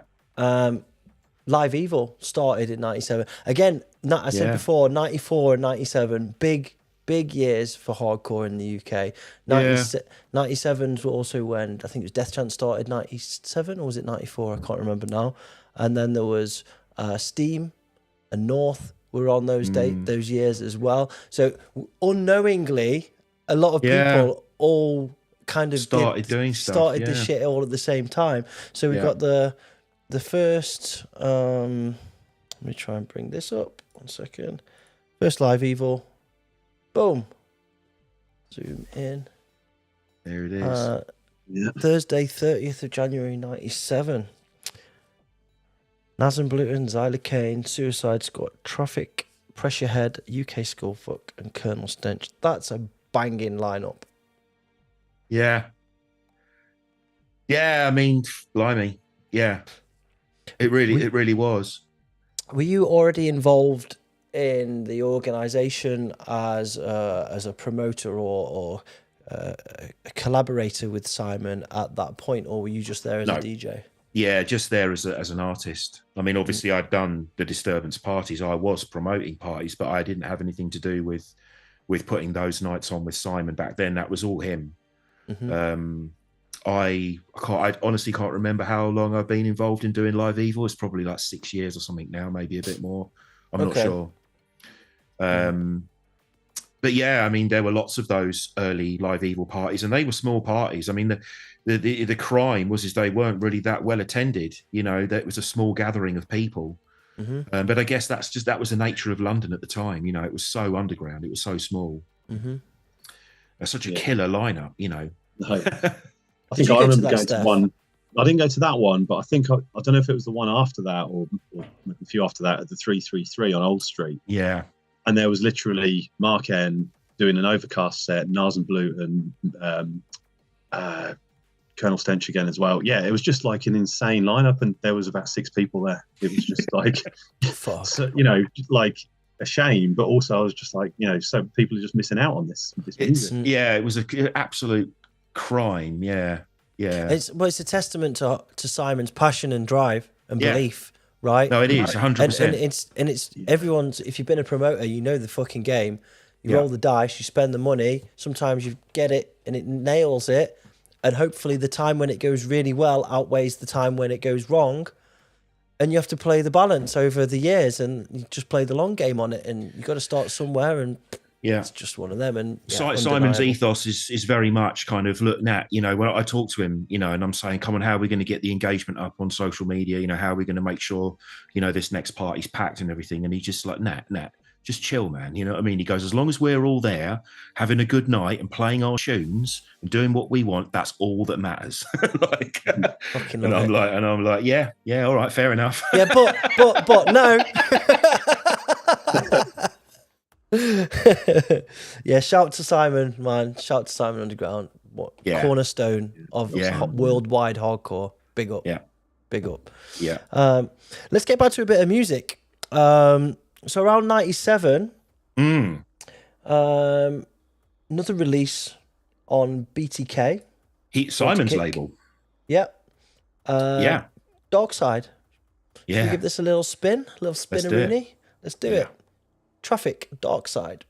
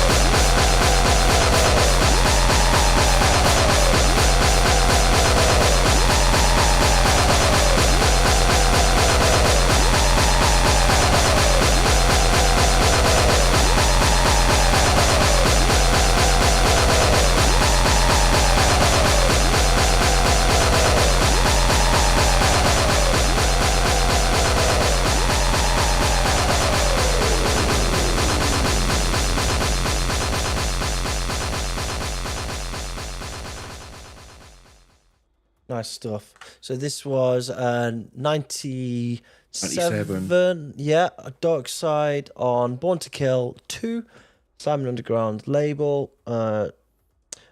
Your first solo 4-track EP, I think. Yeah, right? Yes. The Crapshoot 10 was a 3-tracker. Okay. So Crapshoot 10 was okay. Yeah, that was my first solo EP as Traffik. Yeah. Okay. So I guess at this point, you started to get some big recognition, international recognition by now. It was Trip to Hell that did that, really. I think it was the first. It was Crapshoot 10. I mean, that's when Lucy got in contact with me from Canada and Steve from LA as well. I mean, it was those guys. It was early days. Mm-hmm. I remember Lucy sent me an email. I'd been out of the country with the music once before. I'd been to Austria. Simon had organised a night, and we all drove over there, a bunch of us. But then one day, I get this email through from Lucy from Sublink, DJ Double D, and she's like, "Man, that Homer Simpson track you did on Crapshoot, absolutely legendary. We all absolutely love that track. You have to come and play for us in Canada." I was like, "Okay, shit, all right." So did a flight on my own, went out there, met someone I've never met before. I think I've got a picture of Double D here somewhere. Here we go. Oh, this is from 2009, though. Yeah, I went back out. It's the same crew. Let me just bring this up. There we go. So that's Double D. So this is Lucy here on the right, I guess, yeah? That's right, yeah. Yeah, okay. Yeah. Yeah, very sweet people. Lovely people, man. Canadians are lovely, though, aren't they? Yeah, mate. And they so looked after me, like they took me. I stayed there for a week. She's like, "Look, you can turn it into a little holiday. Come and stay in our house. You've got a room." They took me out every day. I went to Banff. They took me up into the mountains, the Rocky Mountains and everything. And they really looked after me. And I kind of blew my mind. I was like, fuck, man, all because I made that tune, you know what I mean? On my Amiga at home. What the fuck, It's kind of crazy. I think because it was one of the first tracks he did as well. It was kind of really impressive to get that recognition straight away. I know. So early on. Yeah, I know. Yeah, it did blow my mind. Really did. And Steve as well. Steve was another one. He contacted me. Similar kind of email. Dude, Steve Fiend, Fiend, yeah. And he was like, "Dude, absolutely love your music. You've got to come out to LA. You can stay in my house. Turn it into a holiday again. Another week." Went out there. The dude just was amazing. Like, we've stayed friends ever since. Like, that guy's an absolute legend. Like, he took me to Disneyland, everything, man. He laid it all on. I stayed in his house with his parents, who were absolutely amazing. Cooked me food. Like, had the best time. Like, amazing. Shout out to Steve. He's in the chat. So I know he is. Nothing but love, brother. Brother Steve. Yeah. Yeah, man. Yeah, man. So, 98, you started your own label, Disturbance. Yeah, I did. I thought I'd give that a shot for a while. Give it a little whirl. Give it a go. Yeah. So how did that come about then? Can't remember exactly how it started, but Stefan from Soundbase Music in Germany was running these P&D deals where you basically send him a DAT. He'd get a load of records pressed up in the Czech Republic. He'd keep half of them and send me half of them. And then that was what I was then selling, and that was my money. That was my, my portion. Mm-hmm. So was you just giving them to Simon then and getting? Well, this is you see, this is the thing, man. I mean, when I was out record shopping as a DJ in the rave days, like 1990, 91, 92, London was buzzing with record shops. Like, I remember being in Black Market Records, in Unity Records, and you'd be there, and some guy pull up in a car, come out with a box of white labels, just literally walk in, and Nicky Black Market or Ray Keith, whoever was there, would be like, "We'll take 20 of them." They go straight on the deck. Everyone was hearing it. You get people go, "Yeah, I'll have one of them." It was just buzzing. That shit, man. Oh man, it was buzzing. And then when I started Disturbance, because of the poor reception of hardcore techno in London, especially, I couldn't fucking sell those records. Like, you know what I mean? None of the record shops were interested. There were a couple, like, big up John Kennedy down in Big Apple Records, which ended up actually being the birthplace of dubstep many years later. But yeah, he took my records in. He supported me. And yeah, the rest went to Simon. And I'd take them out to gigs and stuff, you know, try and flog a few while I was DJing and whatever. But yeah, I only did 4 releases. I didn't really want to do more than that. It was cool. I enjoyed it, but I was more interested in trying to get my stuff out on other people's labels, I guess. Mm-hmm. Yeah, I think it's a lot less rewarding to put out your own stuff. You don't. I think it's the same vibe or recognition because it's too easy, right? You can just whatever, and the perception of other people is like, oh, he's just fucking do what he wants. So yeah, exactly. And like when the likes of Laurent Ho contacts you and says, I want to put a record out on Epiteth, I was like, okay, yeah, fuck doing Disturbance. Well, somebody asked in the chat actually, how did Traffik meet Laurent Ho? So please tell us. Oh God, how did that all start up? I can't remember. Again, I don't know how you met, but I was with you when you actually went to sign the contract for that release. Were you? Yeah, because we went for a night out somewhere to some clubs, and we met him at Trends in Hackney. Right. Okay. Yeah, and I remember you saying, "Oh, I'm going to go and sign my contract." Yeah. And I was like, "Oh my God, this is insane!" Like, yeah. What an amazing thing that was. Like, yeah. I'd had other labels turn that EP down as well. I was a bit disheartened with that EP. I'd had people send it back to me going, nah, it's not what we want. And then Laurent got in contact with me and he was like, I'd love to put some of your stuff out. Have you got anything? So I reluctantly sent him the same DAT. You're like, oh, he's going to hate you. Yeah, I know. And he's like, mate, it's fucking awesome. I'm having that. I was like, oh, thank God for that, you know. Yeah, and he put it out and yeah, it did quite well. People liked it, so. That was the Meld EP. Yeah, that was great. I was really chuffed with being signed to Epiteth, man. Yeah, I bet. Bucket list. Yeah, yeah, big time. So the French connection was very strong, but at some point, so you had the Laurent connect, but eventually you did a lot of work with Epileptik, and you had a strong French connection, as do a lot of UK artists actually, because it's obviously across the water, but there's something about the music that was synergist with each other, I guess. Yeah, when those first Dead End records came out, and when the stuff that Radium and Micropoint, it was absolutely, oh mate, like hearing those tunes for the first time, it was like, oh my God, this is just next level. You know what I mean? Next level.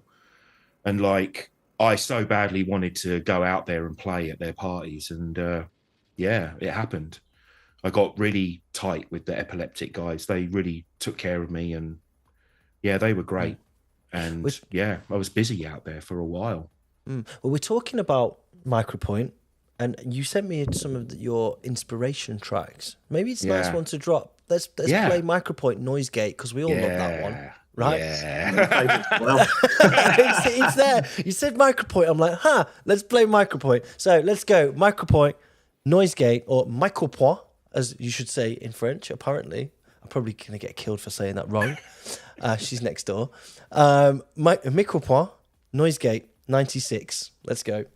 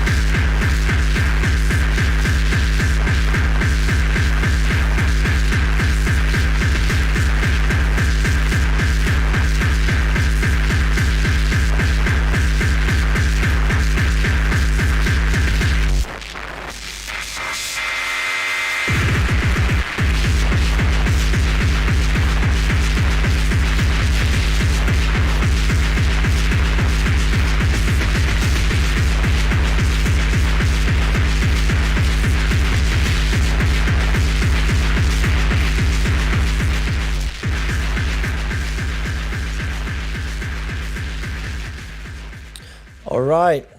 Played in homage to Micropoint.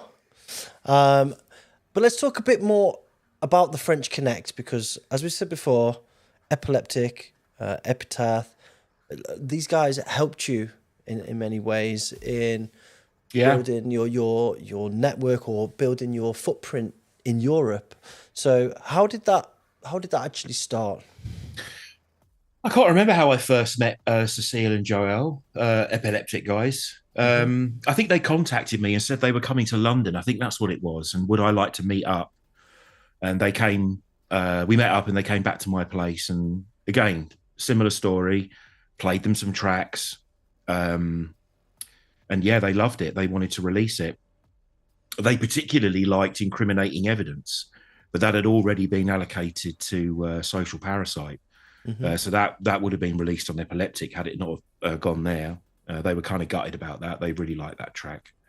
And then Cecile and Joel really believed in me. You know, they really did, and they really upped my game in France massively.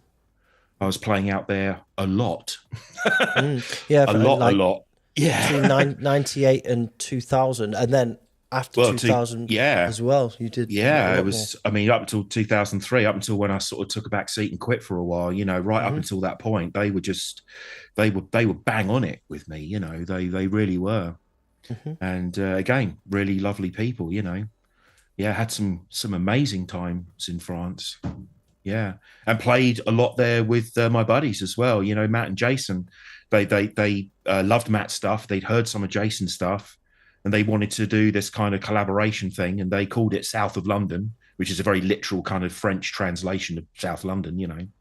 And we were happy with that. We were like, yeah, go for it, you know. And they got us loads of gigs as South of London as well. So a lot of the parties that, you know, we were playing, I was doing a DJ set and then a live set. So it's like a double whammy, you know. And I mean, we kind of dominated a load of those parties. You know, we were headlining most of them, and they were big and well attended. And yeah, it was really, really fun. And yeah, I'm really grateful for what those guys did to me, you know, for me massively.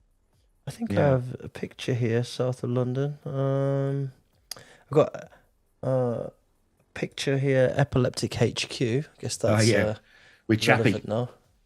So bring that up. Here we go. Yeah, Epileptik in Bastille. HQ. Yeah, in Bastille in France. That was their apartment. That's Chappie the plumber. Chappie the plumber, is that his name, really? Yeah, he was released on Epileptik, didn't he? He did. Yeah. Epileptik 2 or something. I can't remember which one. It was a really early one, yeah. Really early one, yeah. He was always at all the parties, dancing on stage. Is a great character, great guy. Must have been banging kick drums in that studio. Have you seen the window? It's fucking gone through, mate. I'm just looking for some pictures here of South of London. Did you send one? Pretty sure. I've sent several pictures of us. Yeah, there's us playing. Yeah, here we go. France gig. This is the one I'm looking for here. There we go. Boom. There there's you guys playing on stage. A lot of those parties there were in the sort of big music venues on the sort of Strasbourg kind of, you know, the east side of France, in Metz, Nancy, those kind of places. Yeah, big music venues, you know, really good, well organised. And so they're so hospitable. Like, you know, every time we played in France, you know, it was always, you have a meal and there was wine and, you know, the whole sort of thing. It always made you feel really welcome and really valued the kind of the music, you know. It wasn't just... Yeah, sorry, Nat. No, I was going to say, you know, coming from London where it was kind of like you'd be lucky if you get your bus fare, you know, like they really had a massive appreciation for art and music there, you know, and we got really well looked after. It was great.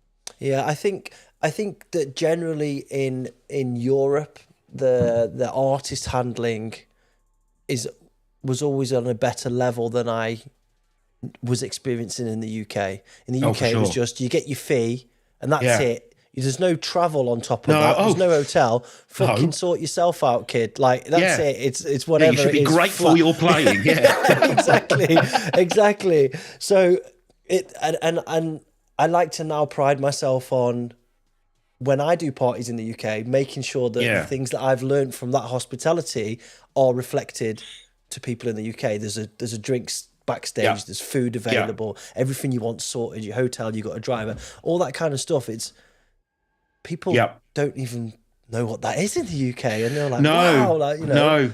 And there were a few occasions when I play in Europe, you know, and I think Astropolis was one that springs to mind. And, you know, backstage, they had all these sort of tables laid out where you could get a massage and everything, you know. And I'm saying to the stage managers there, Christ, you people don't half lay it on here, you know. And they're like, yeah, but if you feel relaxed and comfortable, then you're going to play a better set.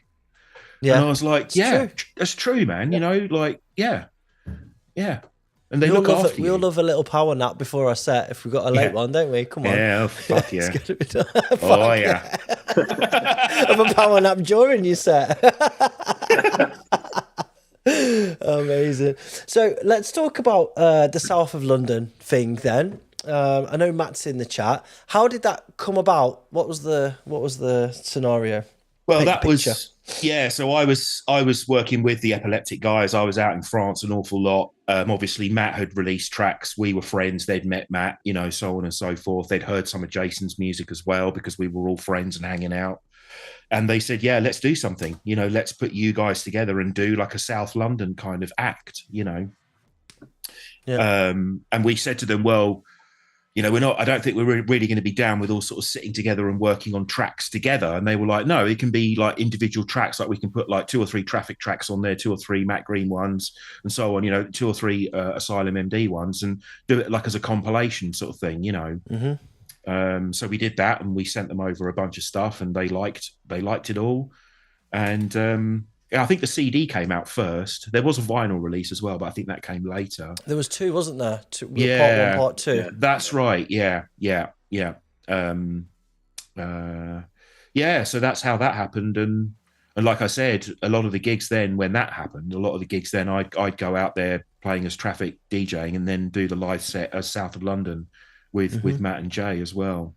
Matt, we're talking about Matt Green, by the way, for everybody in the chat. Yes, Mr. Matt, Green. Are you there? Because I'll give you a call if you are. Let me know, buddy. I think he is. I can see him commenting in the... Right, I'm going to bell him up now. Yeah, there he is.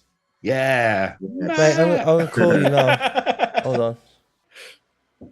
All right. Not a video call, just a voice call. Hold on. I'll just bell you up. These guys will be able to hear you, but you probably won't be able to hear them.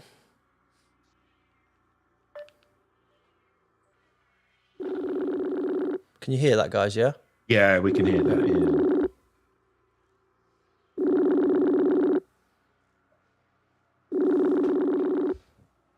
Don't leave me hanging, bro. I'm calling you on Facebook, man. Yo. Hello? Hello. Yo. How are you doing? Hey, mate. Hey. Sorry, mate. The fucking phone. I could have figured out how to work it. That's all right. How's it going, man? Yeah, good, mate. Yeah. How are you? Yeah, sound. We were just paying you some respect on the show, like I can see you in the chat there. Yeah. I'm here loving it, soaking it all up, brother. And yeah. I've got the lurgy at the moment, so if I sound a bit weird, then... No, you sound fine, mate. Yeah. You sound fine. Wicked, How's things with you anyway? I seen you got an album coming out soon.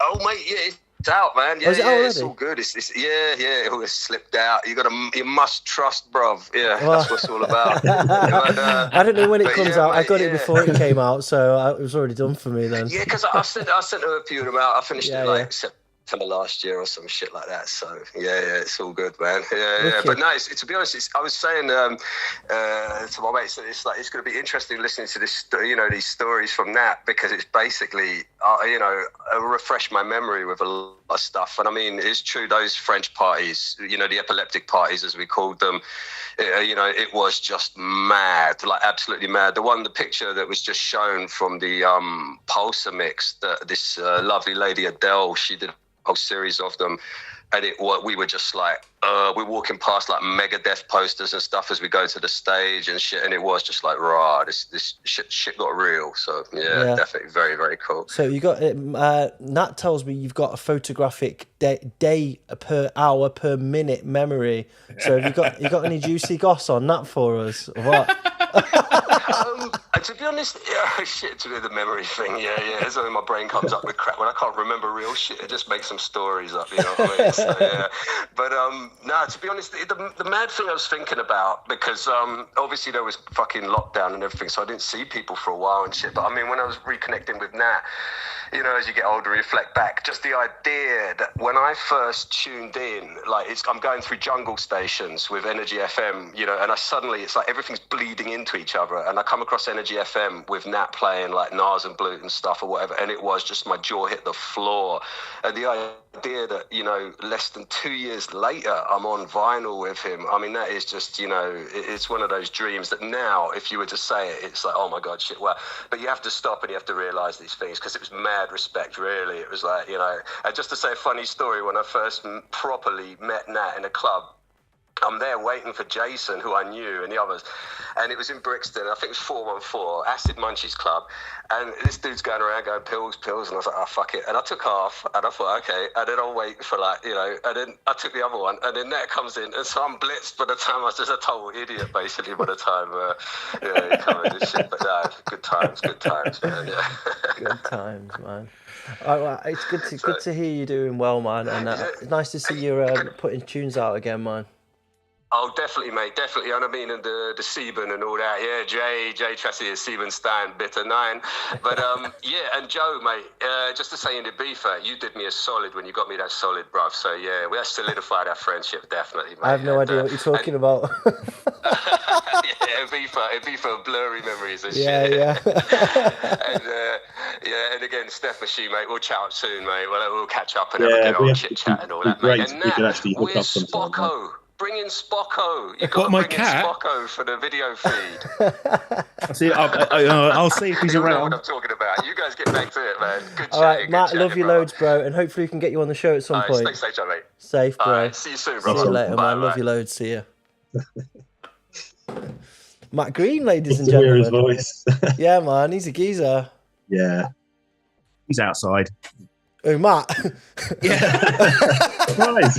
For my cat. Oh, right. Got you. Matt's a geezer, right? Oh, I love Matt. He's my brother. Yeah. Long time Top friend. Guy. Yeah. Top guy. Yeah. I have no idea what he's talking about in Ibiza. It wasn't me. No. I'm sure that was Al that sorted that night out. I don't remember. I wasn't there. I did send you a picture of me and Matt in Ibiza, actually. Yeah, you did. Let's put that up.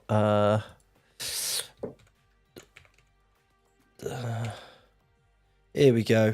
Oh, there's the cat. There's my cat, buddy. Here we go. Guest pictures. Say hello to Matt. Are you going to say hello to Matt? Yeah. Am I fuck? Let me on. Fuck off. Here we go. Matt, the legend. There we go. And wicked. Oh, we had a good night there. That was a great trip, that was. Yeah, I always have a good laugh in Ibiza. I think I played there on that You one. did. You were there too, yeah. Yeah. I think that's what he's talking about, but I can neither confirm nor deny any allegations, officer. And someone asking where my cats are, they're quiet and they're chill there, and I'm happy with that. Thanks. All right, so we got to like 2000, 2001. Yeah.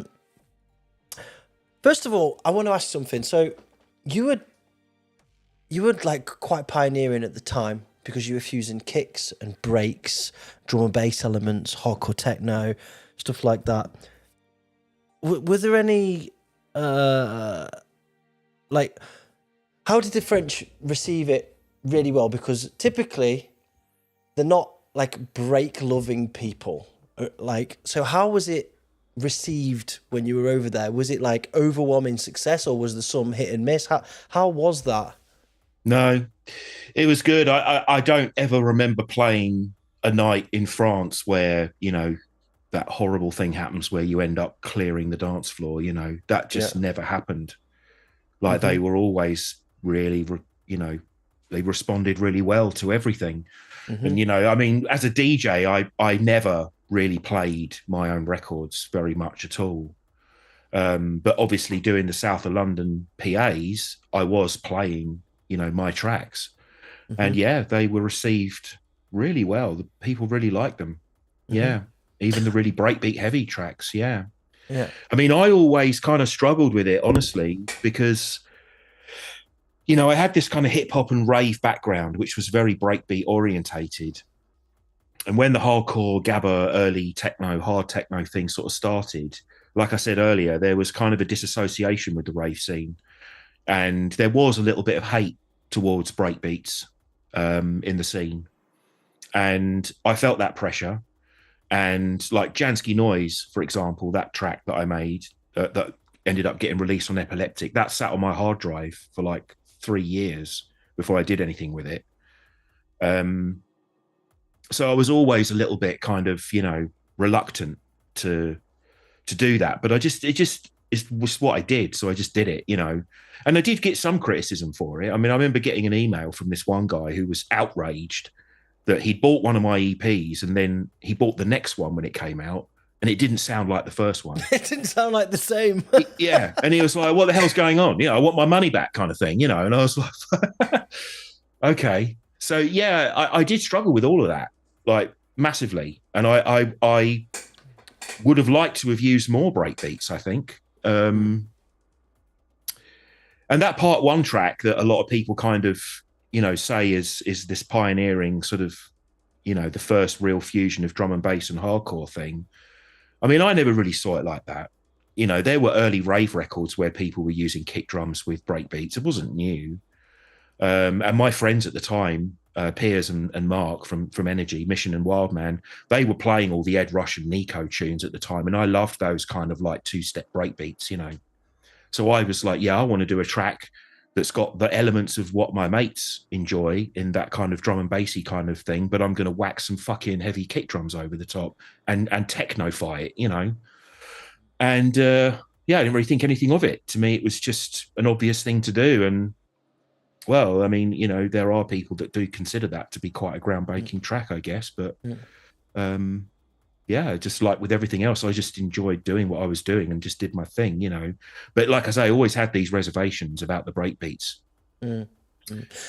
Tracks in the chat. Oh, sorry, Steph, go ahead. I was just going to say, like that part one track, I think for me, that's almost what makes it so special, is that maybe it wasn't forced. It was just something that you felt was natural and that came through. And yeah, those are often the tracks that become the classics, where it's not something that was almost intentional, but it was just done through the feeling and then like the artistic necessity to do it. Yeah. And yeah, it was just, there's like a purity to it then, isn't there?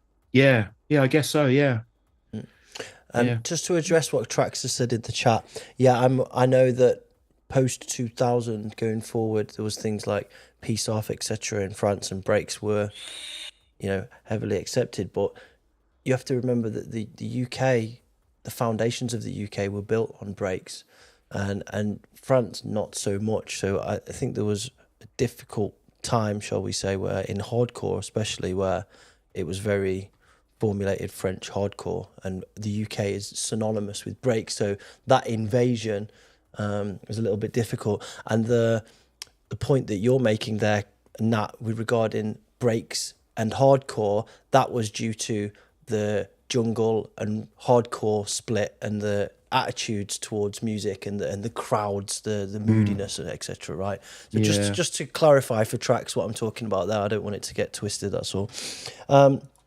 So we're talking about we talked about part one. So should we play part one, because that's a great tune? Yeah. Go for it.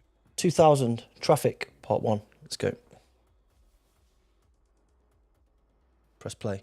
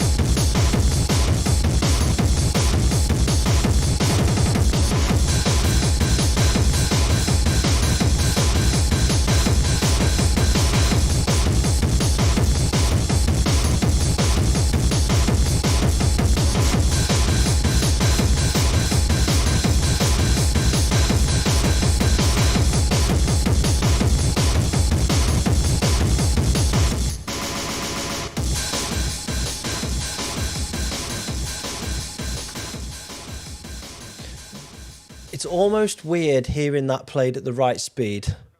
I gotta say it, because everyone used to jack the fuck out of that one, bro. Yeah. Yeah. It's a goodie. So let's put that on the screen. I've got that here somewhere. 0.1. That was on Corrupt Force. So that was on Matt Green's record label. That was on Matt's label, yeah, which was, I guess, another reason why I kind of made it breakbeaty, because I know Matt also has a very similar love of breakbeats to me. We're the same there. So it was, in fact, I think he actually prefers part 2 out of the 2 tracks on that. I think he's often said to me that he thinks that's the better track of the 2. And that no one ever really played that, I don't think. I used to play all of the tracks off these, all of the early stuff by you guys. I used to hammer the fuck out of them. Awesome. Same. There's a link in the chat for anybody who wants to check it out. You can probably cop that on record if you're lucky. Great record. Really, really good. And so, I don't think I asked, but where did your relationship with Matt start? Did we cover that? No. So, as he sort of touched on there when he was on the phone, he was friends with Jason. And those guys had known each other for probably, I don't know, 2 or 3 or 4 years or so before he met me. Maybe not 4, maybe 2 or 3 years, I guess. And yeah, so it's probably around 97, I think, when I first met Matt, and I was introduced to him through Jason. Warlock? No, Jason Asylum. Oh, okay. Sorry, yeah, south of London, yeah. Jason. Okay. Yeah, because Jason Asylum was one of my listeners on the radio show. Okay. And he used to call up a lot, and I used to do a lot of shouts out to him and his friends. And then I played, there was a Eurobeat night where Lenny D played, and I was on the lineup as well, and they came to see me, and that's when I first met them. But that was like 94, 95. Mm-hmm. And then a couple of years after that, Jason then introduced me to Matt. Okay. So I think it was 97. I think I was living in Norbury at the time. I'm sure Matt's got a better memory of it than me. Should we call him? Things are a little bit hazy back then for me. Oh, really? Wonder why. But yeah, we instantly clicked, and yeah, we're good friends still. So yeah, I love that guy. Yeah, great guy. I want to rewind a little bit because we've missed the point. And the point was, we keep on talking about this. There's the London thing, and then there's the rest of the fucking Northerners, right? So we talked about this bridge that you went to play at North, and that was through meeting Greg, I believe. It was. Who's normally the host of the show. So yes, how did that happen, and what? Because I want to know that bit. That's really interesting to me. So tell me. So yeah, just at the time I was doing, the underground parties, Disturbance parties, What Planet Are You On, Hellraisers in Brixton. Simon had done a couple of nights here and there, the underground, things like that. I kind of got in with the Deliverance guys, Davo and the Trap Boy, but it was all very underground parties, like 100 people sort of thing. Yeah. And did this Deliverance night up in Preston, I believe it was. And yeah, myself and Greg were headlining. It was the first time I'd ever met Greg. And yeah, he loved my stuff. And he was like, man, this is awesome. Like, I'm going to have a word with Andy and see if we can get you on at North. And sure enough, a little while after, Andy gets in contact and books me for North. And that was the first time I sort of walked into one of these kind of, North of England kind of rave hardcore techno nights, and I was like, wow, okay, this is this is not a small underground party in Brixton. Yeah. And yeah, that was my introduction to that more kind of club rave, more slightly bigger kind of, thing that was going on in the north of England. And I suppose, that sort of introduced me to the people, the ravers and the party people up there as well. Mm-hmm. That's without a doubt the reason that we know each other is through that meeting, through there you are. You meeting Greg there. Yeah. Because then you went on to play there, and then Species, and I booked you at Oblivion as well. That's right. Yeah. Yeah. Oh, really cool. I love this, the Fueled by Hate bus on this flyer here. Yeah. Glenn Smurf's thing here. Look, £15, but the more people who come, the more cheaper it will be. Brilliant. Brilliant. Shout out to Glenn Smurf. Big up, man. Yeah, man. All right. So we're at 2000, kind of 2001. Yeah. We talked a bit about the Epileptik Connect. We've got some more tracks that we're gonna skip over here if we're not careful. So I guess in the interests of time, we'll do a little poll to choose which track we play next. So I've got 2 tracks from 2001. We have got Traffik, Incriminating Evidence on Social Paradise, and we've got Traffik, Resistance on Epileptik. So I'm going to create a poll in the chat right now. Which track? There we go. And we've got... You can vote, Steph, if you want. Gansky noise. I didn't send him that one. Or mind meld. Don't try and sway the vote. This is like, you can't do this. You're not Trump. Right, here we go. The vote's in the chat, guys. Get voting. We'll give it 30 seconds. And whichever one gets the most votes, we will play. By the way, I'm drinking this hardcore beer. This is a new one that they're about to bring out. Quad Damage. It's based on the Quake computer game, like the power up. Quake, the cool. Quad Damage. Look. Oh, nice. And it's a quadruple, 9%. Bloody hell. Oh yeah, it's gonna work. Yeah. Getting all loose for the Q&A at the end. Delicious. That was a Micropoint track as well, wasn't it? Quad Damage. It was, yeah.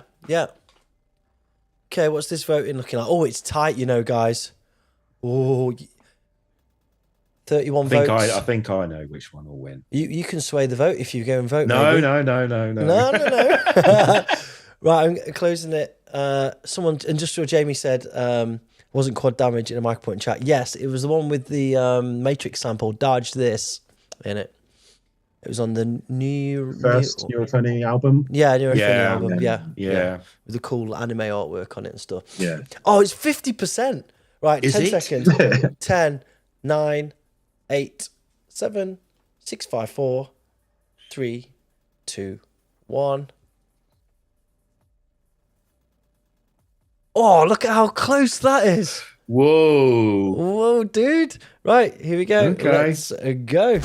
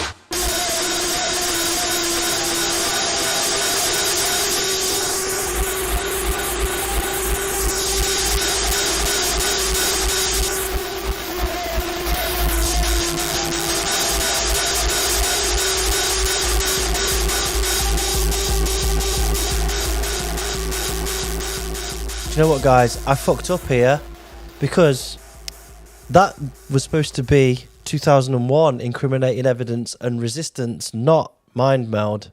But I'm going to play it anyway. Here we go.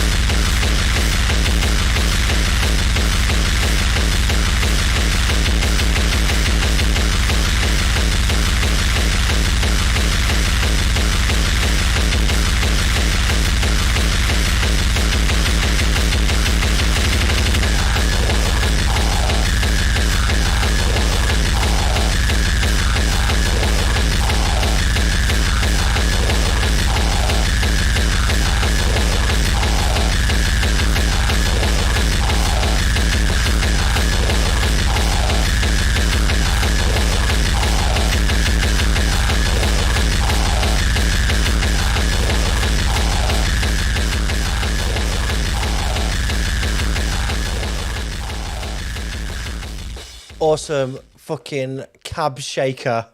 That is a beast, yeah. There's a beast. That screaming in the middle just gets me every single time. And it's just like, whoa! Like, wow, man. Fucking brilliant. Great work, good man. Thank you. So good, so good. Thank you, guys.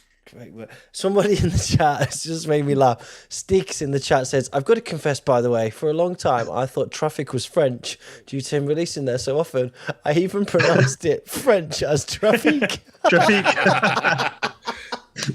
That was brilliant. Awesome. Yeah. Thanks for sharing, Stick. And someone also saying, I think it was Jay, who, by the way, had lost a toenail during the show. Don't know how he's done that, but good one, Jay. He says, this track reminds me of Nazim Bluton. Is it Concrete Compressor? Inspired? No.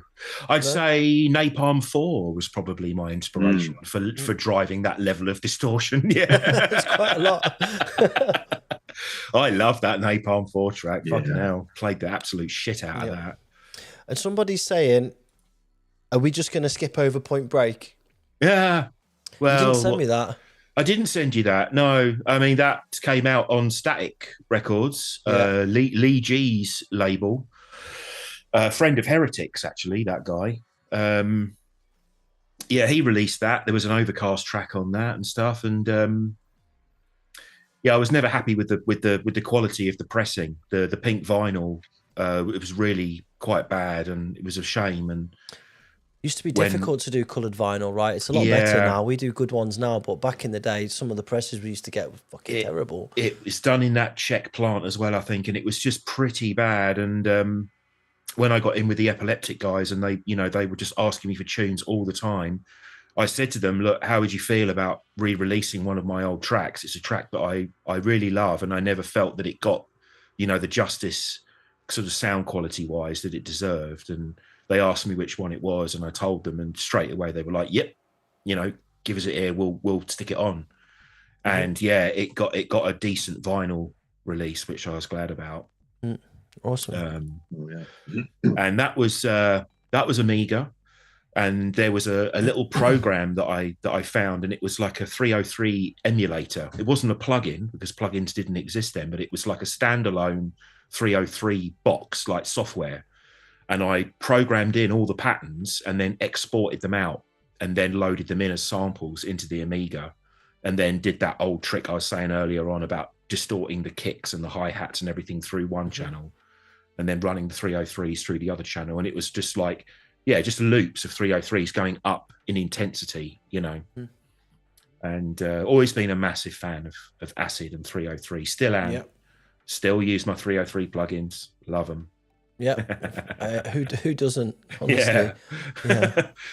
Yeah. All right. So, that's Point Break. 2001, 2002, that was when we first met. We've been talking for a little while on, I think it was UK Scene forums or the North mailing list or something. The Gabba mailing list, right? Yeah. Something like that, I booked you in, one second. I booked you in Leicester at Oblivion. It was the first night when I was involved when we moved to our new venue, 2002. I did this sick flyer design, by the way. If anybody wants a flyer doing, I'm your guy. Very good. No, it's absolutely horrific, but it was a great night. And at the time, this lineup was, well, I think it's still sick now. Boom. So we had you, Enticer, Technoist, Death Machine. He was all right. Enigma and Tones. Tones is in the chat, I think. Me playing Acid Techno. That was back when I used to play Acid Techno with Enzyme.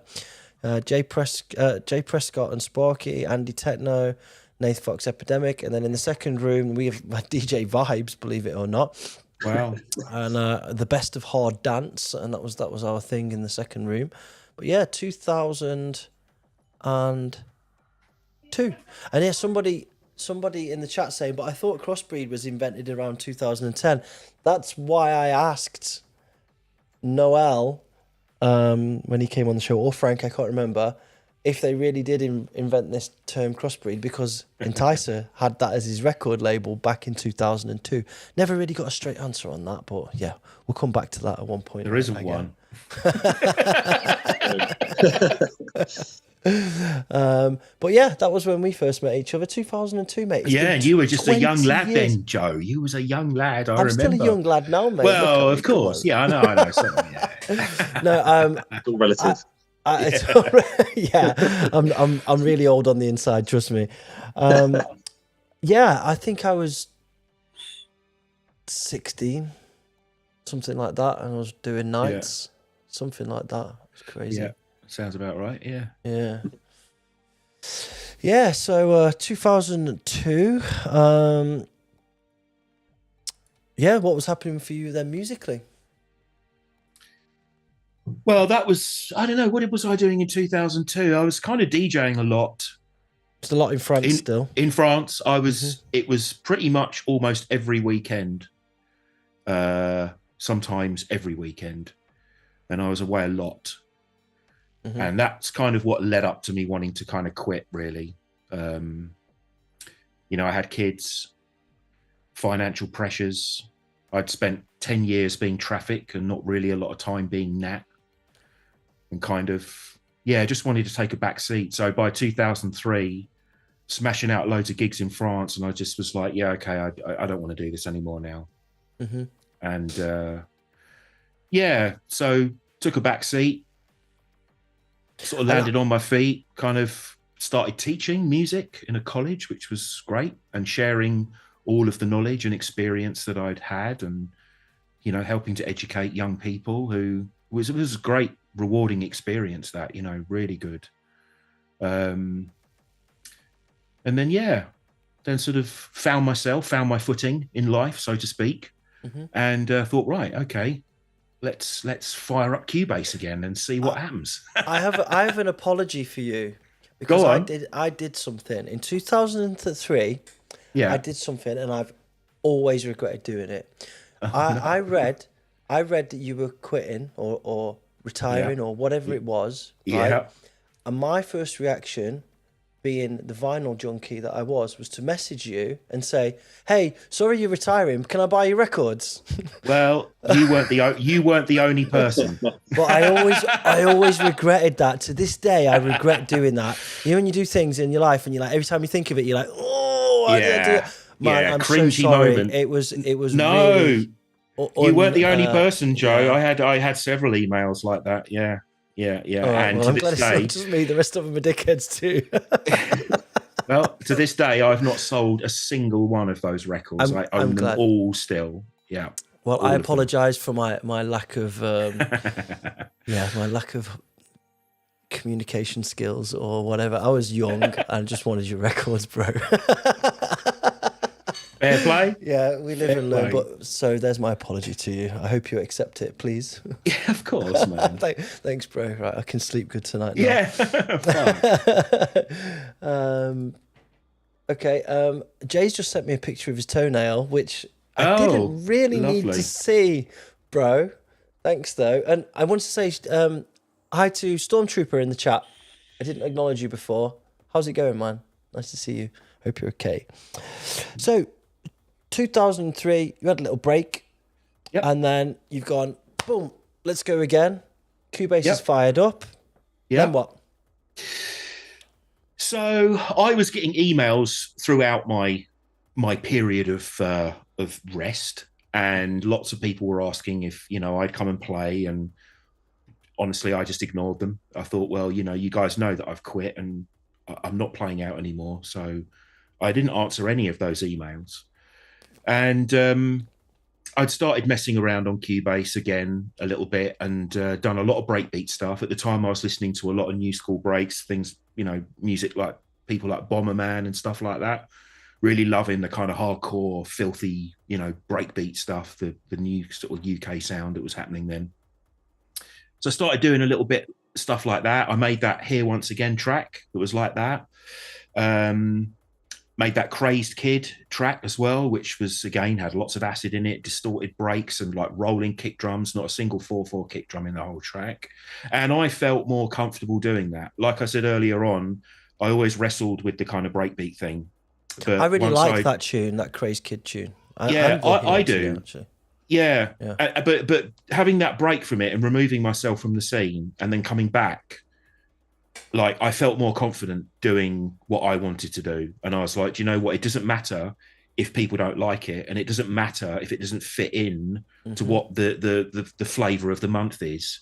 I don't give a fuck. Because you've been so away anyway, it doesn't really matter to you. It's not going to change and I didn't life. even know. I didn't even know what people would. I hadn't got a fucking clue. And so I just did what I wanted to do.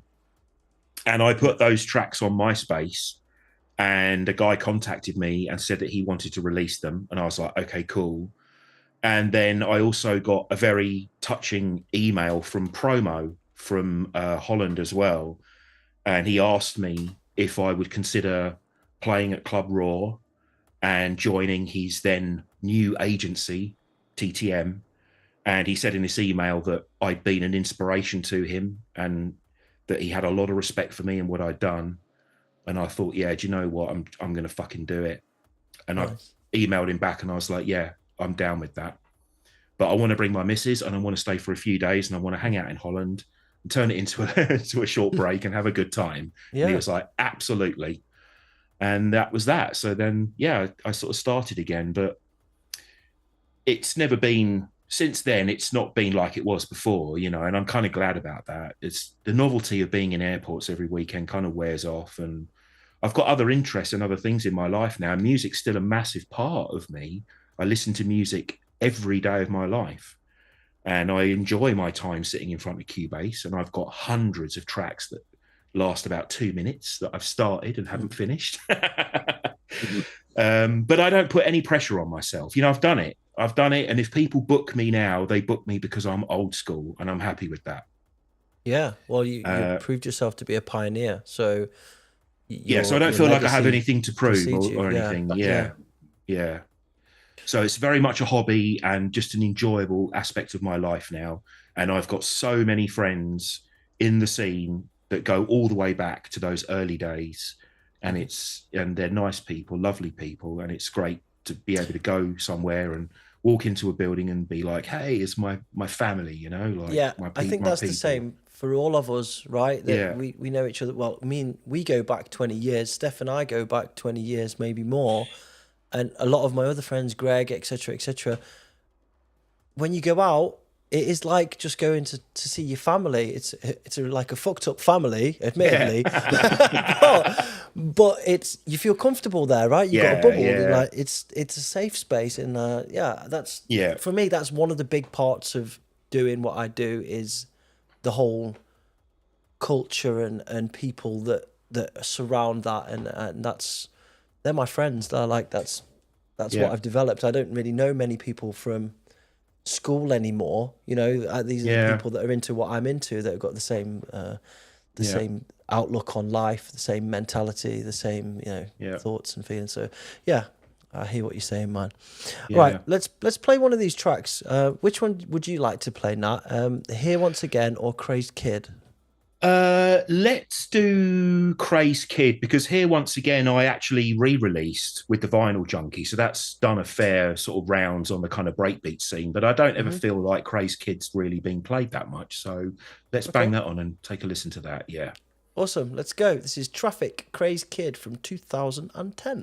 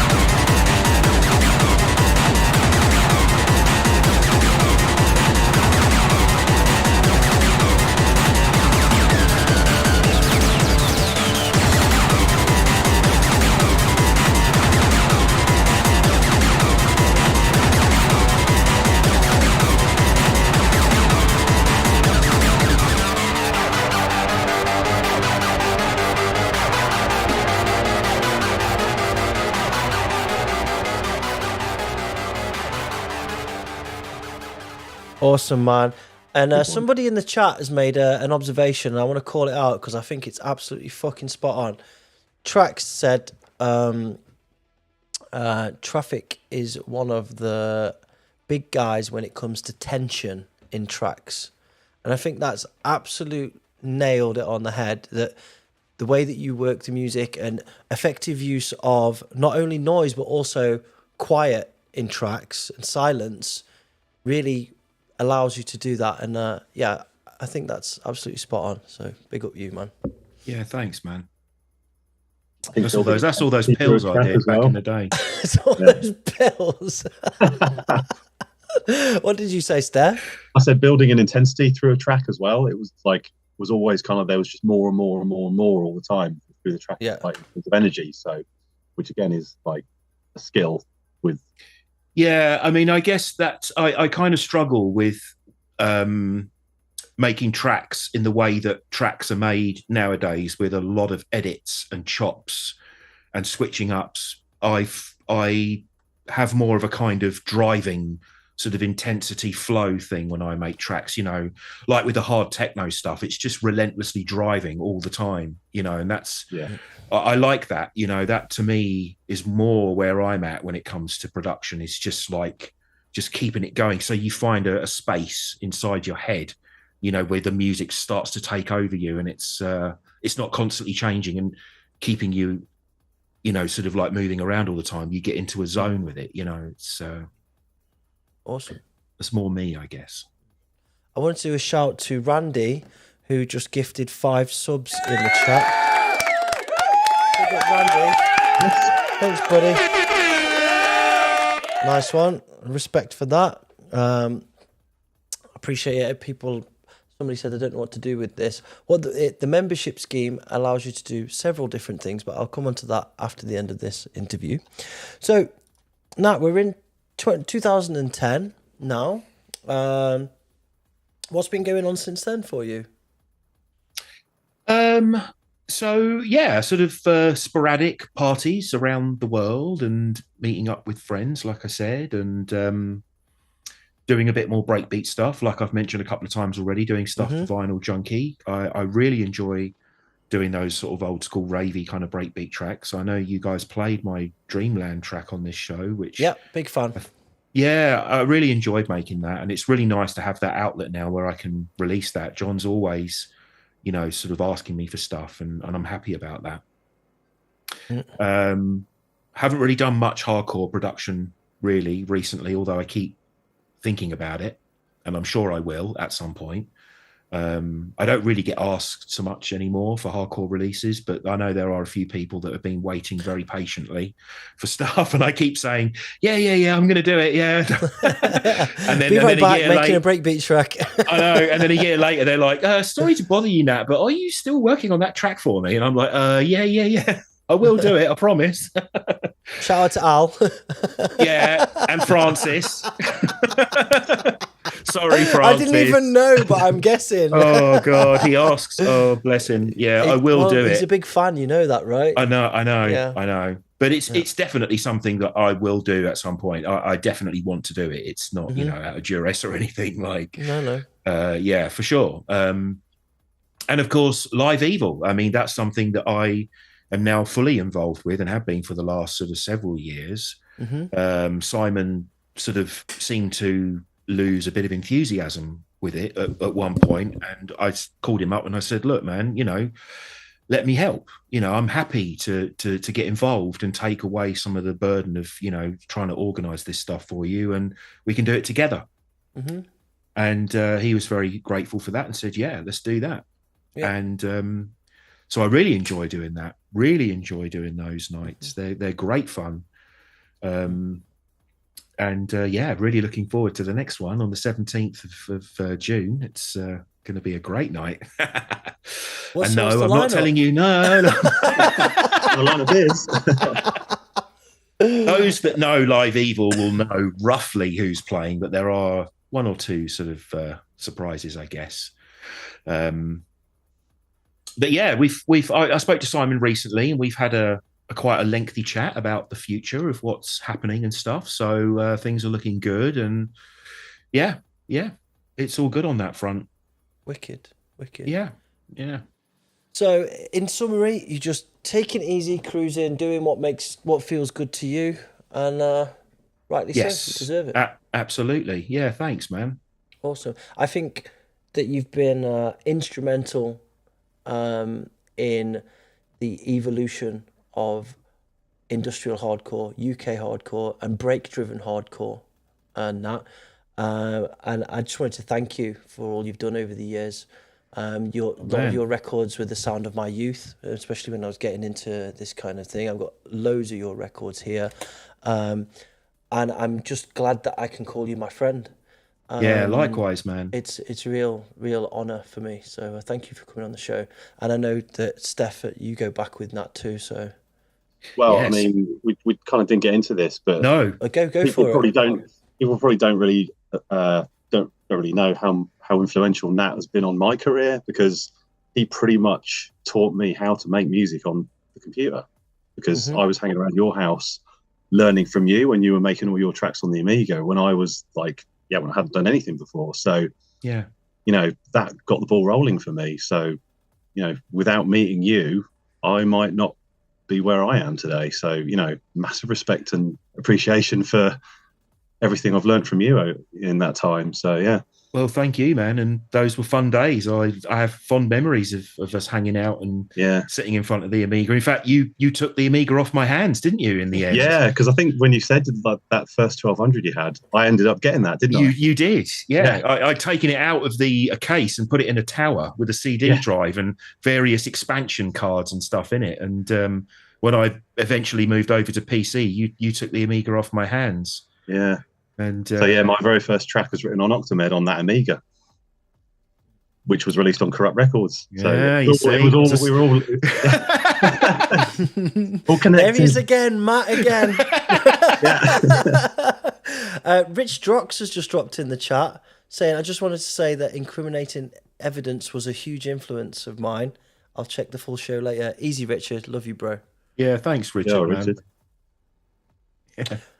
Well, wicked. You've been a great guest, Nat. Well, thank you for having me. It's I was a little nervous about coming on, but I've thoroughly enjoyed myself, and it's been great sharing all of this with you and going back through down memory lane and stuff. It's been really enjoyable. So thank you, man. I really like to put all this stuff on record. As I was explaining to you the other day, I'm like a nerd for hardcore and the whole universe of how it all fits together. So to get your perspective and your take, especially as a person from the UK, which is quite close to me, to understand that other side that you came from, because we all came from different places. So that's like really important to me, and I'm very, very thankful that we got time to do it in a more long form thing, and to be able to ask you questions and not be shouting in a club or in a backstage or whatever. So it's nice to have that, that real connection. So thank you so much, and massive respect to you, dude. Really. Thank you, man. Thank you. Big up.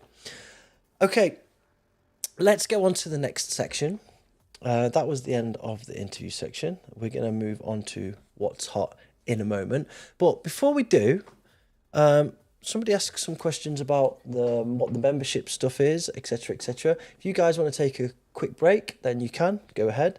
So the memberships scheme is boom.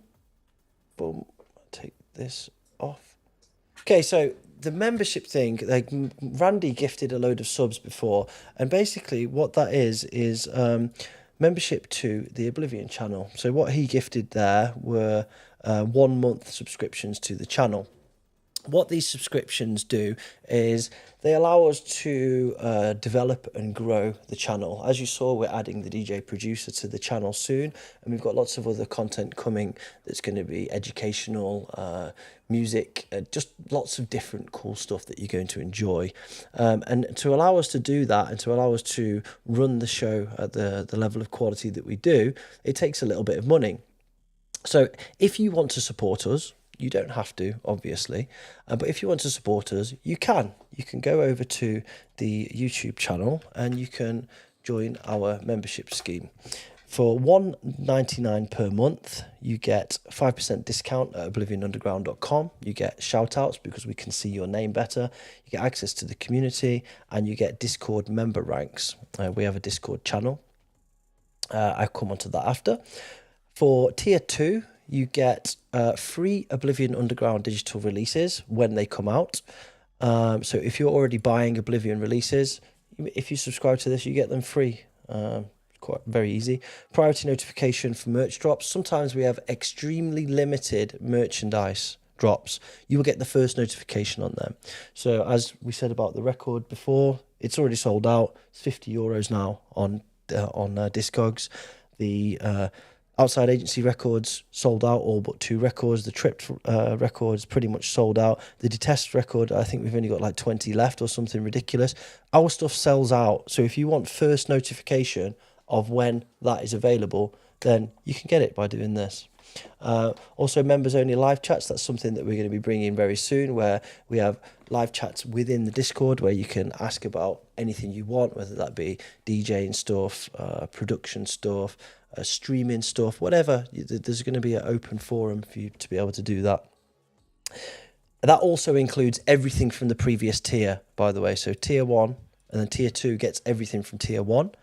Then for tier 3, this is like our super member level. For $9.99 a month, you get regular vouchers at Oblivion Underground and Hardcore Beer, so that you can go and get merch, whatever you want, for massive reductions. And you get early access, so you get added to the Oblivion promo list. So when we put releases out, you get the music before the public. You get it at the same time as the DJs, etc., etc. Members only videos and priority reply to comments because we can see your name in the chat. So that's what we do for the membership scheme, and that allows you to join. Also, well, you can still join, but let me just bring this up. So you can go onto our Discord. So we have a Discord channel if you'd like to go in there. It's completely free to go in there if you just want to be a normal user. And yeah, there's Jay's toenail, look. You get this kind of amazing content by going onto the Discord. So the Discord is like, think about it like IRC mixed with Messenger, mixed with Skype, mixed with, there's like, it's like old school forums, all of that kind of stuff. And we've got different zones for stuff, chit chat, members only area, community chat. So we talk specifically about the show.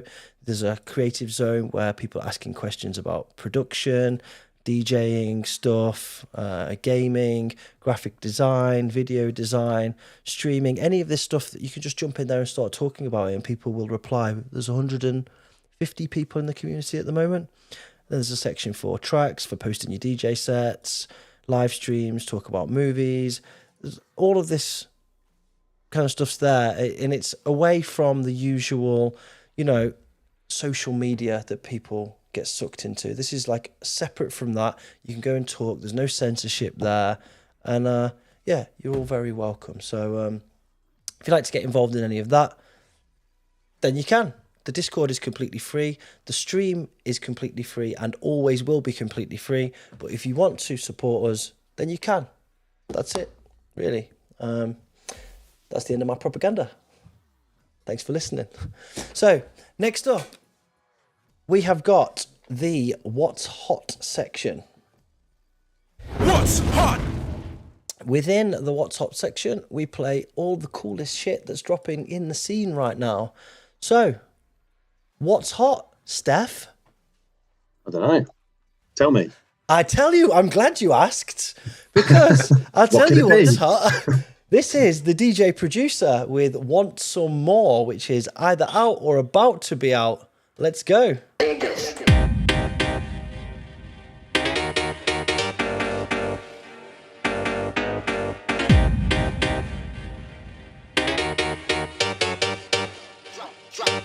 Drop the bass.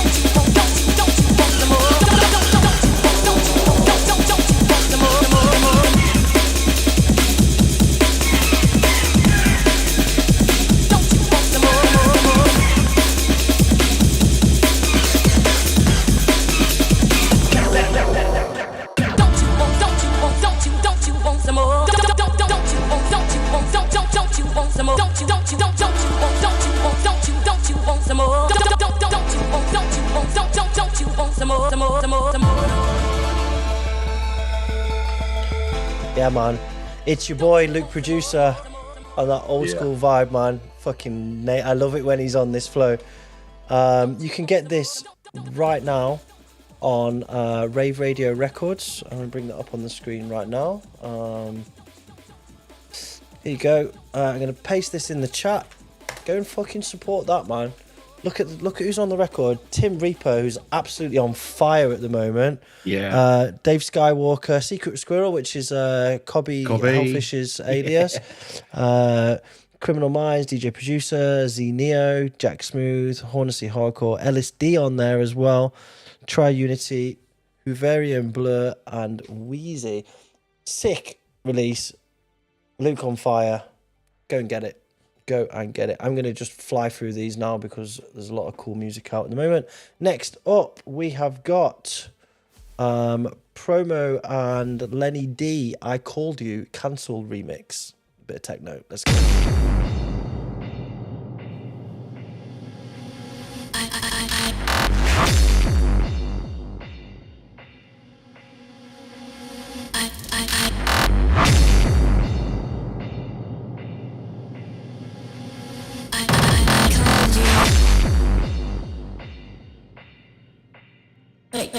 But you weren't there.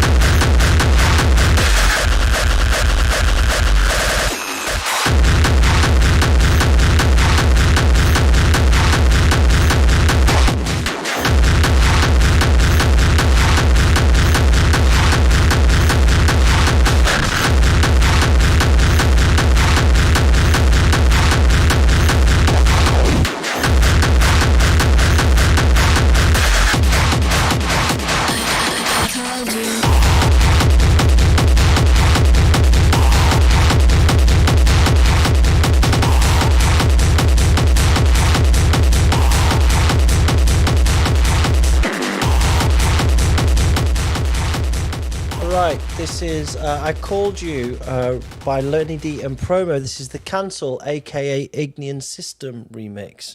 This is on Broken Strain, which is a sub-label of the Third Movement / Heresy.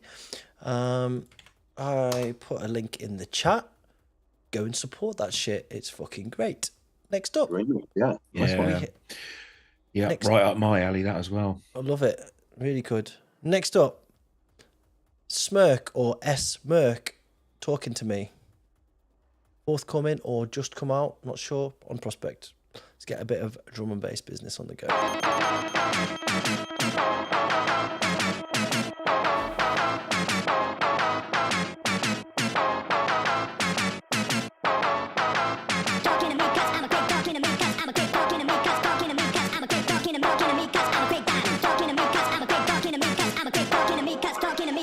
afraid talking to me, cause I'm a great diamond.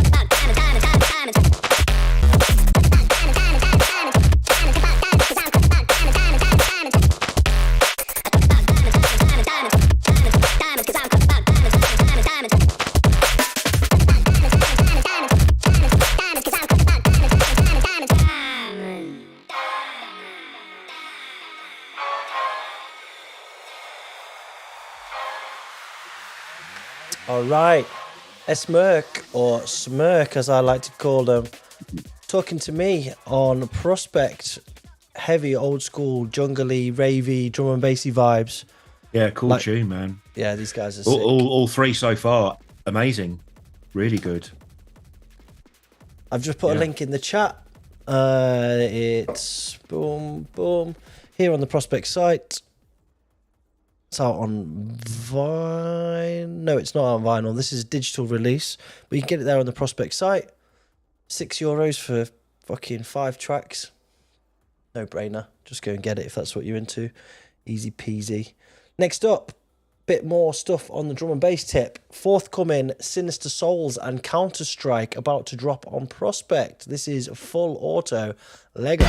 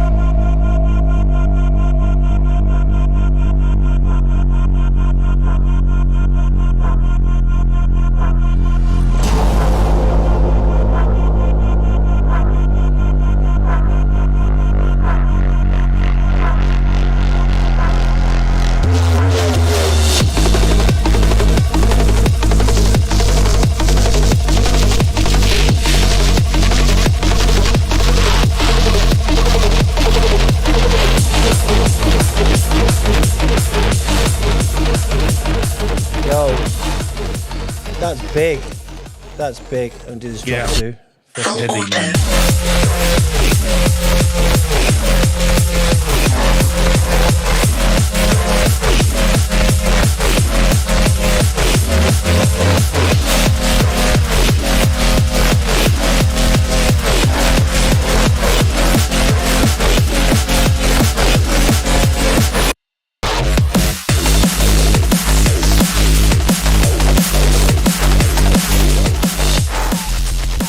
Super heavy.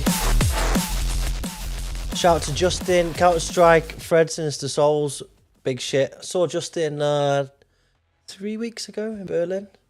Doing well. Smashed the fucking place up. He did big time. But yeah, big tunes. Richard's asking, do you play some hardcore too? Yeah, I'm gonna play some next for you, Richard. Don't you worry, buddy. I'm on it. Yeah, that's out on Prospect next week, I think, that comes out. So, yeah, keep an eye out for that one. Wicked tune. Next up, we have got an exclusive. Steph. Ooh. Yeah, so this is, we're going to play a forthcoming Dungeons Dragons track, which is the Alias collaboration of you and Dolphin. So, tell us. So this is one of 2 tracks that's going to be on an EP on Prospect in about a month. I think it's coming out end of May, to coincide with our Bolter first performance. So yeah, this is the 175, slightly more melodic of the 2 tracks on the EP. So yeah, that's it really. Let's do it. Dungeons Dragons Through the Prism. Let's go.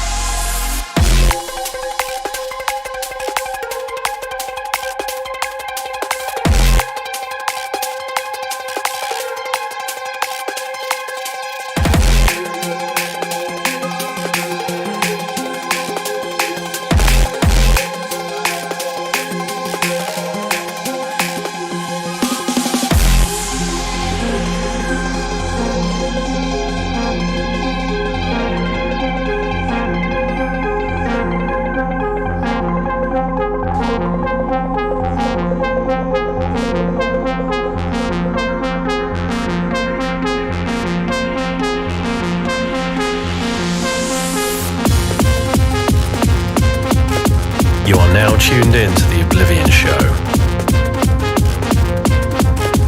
That is some hot shit, bruv.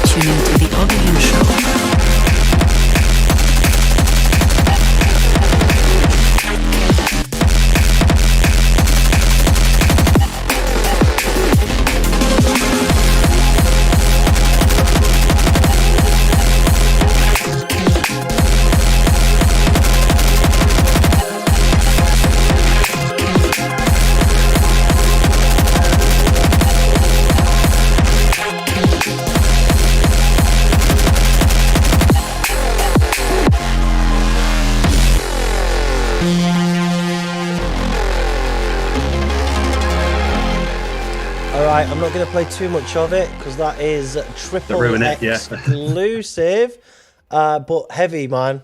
I can't wait. Very nice, to see. Steph. Very nice. Cheers. Yeah. I can't wait to see and hear this thing that you're working on. It's going to be fantastic. So, big up. How is it? How are you finding it working with Greg regarding like workflow and stuff? How's it going? It's really cool, actually. I mean, I think we're both really happy with how it's kind of working off each other. So yeah, there's no stagnation. We're knocking the tracks out. It's all good. So yeah, it's actually working probably better than I expected it, to be honest. Awesome. So yeah, it's nice. Richard Drock says, Yo, Steph, I played The Task again at a Terror Party. When the hell are we doing a collab? Oh, well, we have mentioned this before, actually, haven't we? Because we both love. Well, the point that we kind of always talk about is the Mothman Current Value track, which is like insane kind of super speed drumming, and The Task is a bit similar to that, and also Boonshin All About This is like another crazy track. So we thought, maybe bring those two worlds together and make something. So yeah, it probably does need to happen. Well, you heard it here first, guys. Make it happen. Wicked. And that track was fantastic. Great work. Yeah. Cool. Next up, this one crept through halfway through the month. This is Carbide on Heresy. This is Mindbreak. Let's go.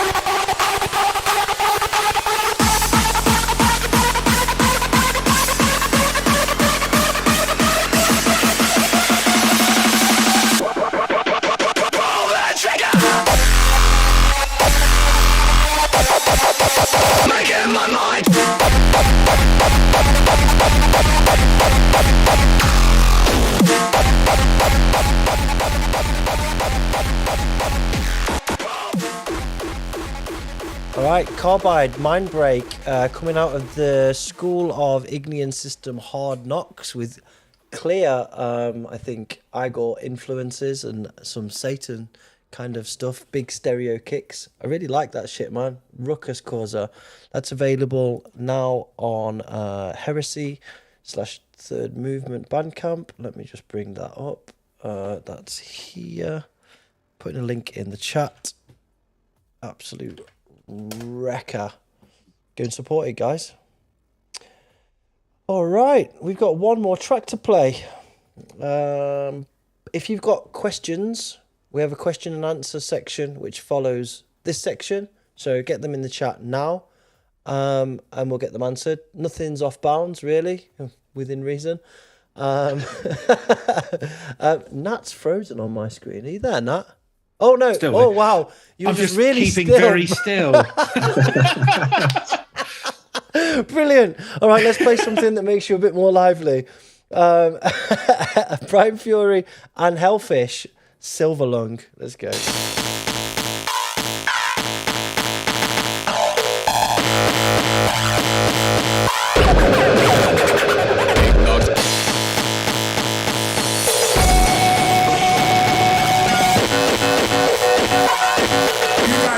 Getting yourself a little bit messy.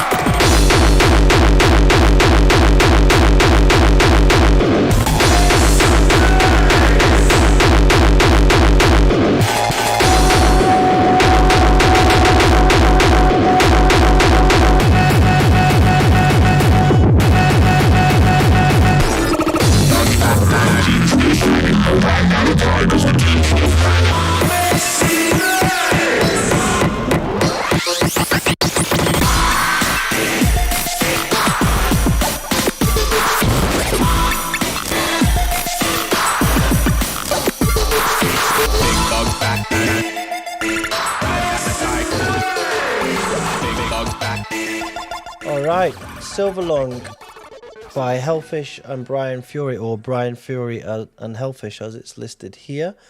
That's available now on Death Chant Records Bandcamp. I think it's Death Chant 10, I want to say 105.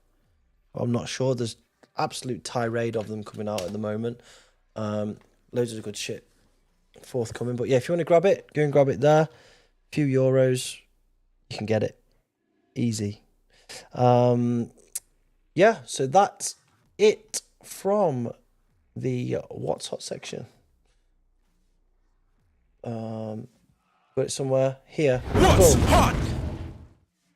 So that was the end of that section, and it brings us to the penultimate part of the show. We're at the questions and answers section, and I've already got some questions and answers in here. Well, not answers, I've got questions in here. First of all, I want to say thank you to new members for this show. Sign 909 signed up, Agent Orange signed up to our membership, and Marcel Cass, big up. Thanks for joining. Appreciate it a lot. So we've got some questions. Are you guys? Can you guys hear me? Okay. Hello. Yeah. Yeah. Oh, perfect. Yeah. Right. Yeah. Okay. So I've got a question here, which is a paid question actually from Randy.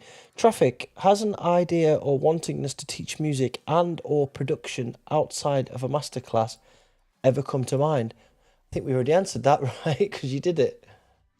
Yeah, I mean, I taught in the college for 10 years and also did stuff outside of that as well at the time in my studio, did quite a few private jobs and stuff as well. But it's not something that I'm really interested in doing anymore, to be honest. But I have done that, yeah. Okay. Thank you. Nat, what is your high score on the arcade cabinet in the background? Hey, my pride and joy. Yeah, that runs hundreds of games. I built that myself. Love it. It's got all the old classics on. So what's your favourite one that you play on that? Yeah. Oh crikey, I've got so many. I've got light guns for it, so I'm always going to Point Blank. I've got a thing about Point Blank. Love that. But yeah, Robotron as well. One of those old Williams games like Defender, you know, those sort of vector graphics type things. Mm-hmm. Yeah, love those. Yeah. Awesome. Next up, question for Nat. You previously recorded a mix for me for the History of Hardcore show on Hard Sound Radio, which was amazing. But thank you. There's no toenail involved in this question. But what would you consider to be the best set you've ever done? Oh, what a question. Yeah, I don't know the answer to that. Oh God, no. I can't think. It's an impossible question. I mean, there have been some sets I've walked away from and gone, oh no, I shouldn't have done that. But yeah, I mean, we've all been there. Yeah. I honestly can't think. What was the most recent set that you enjoyed playing? Let me make the question easy.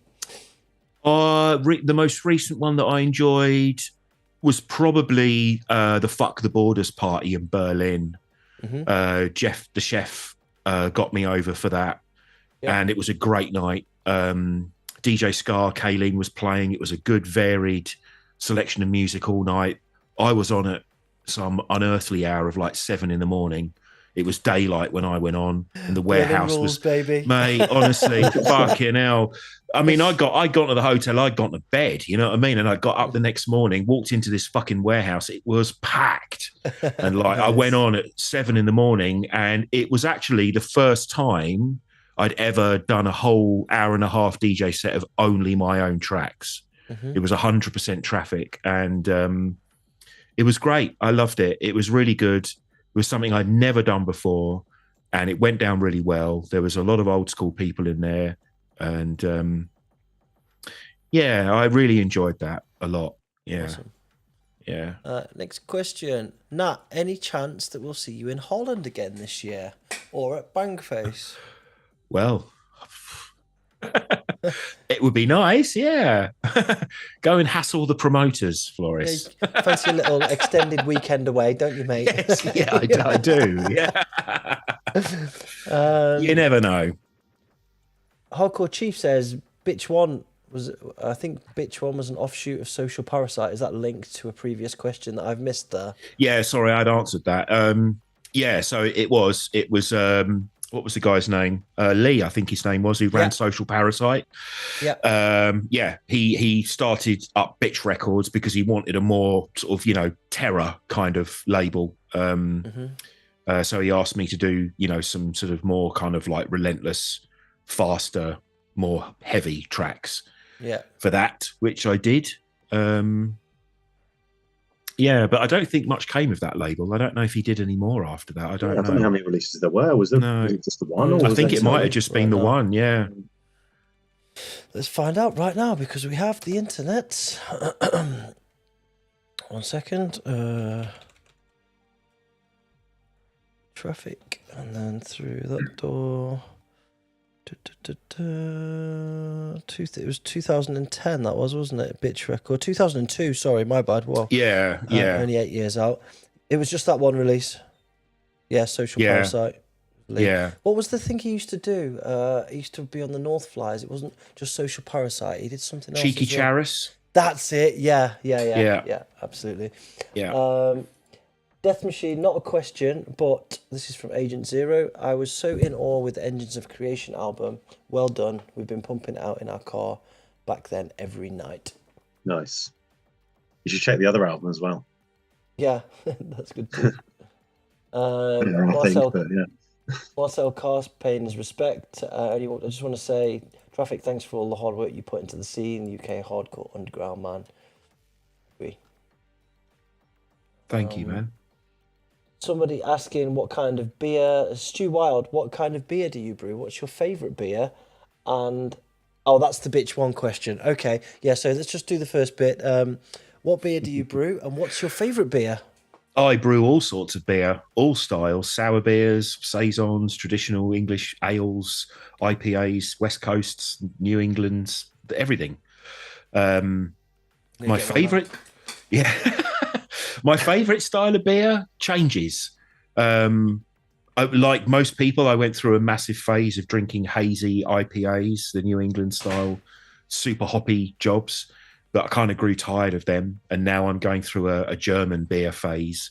I love well-made German beer. In fact, for my 50th birthday this year, my missus took me to Bamberg for 4 days, and I went to the old breweries there. Some of those breweries there are like 600-700 years old.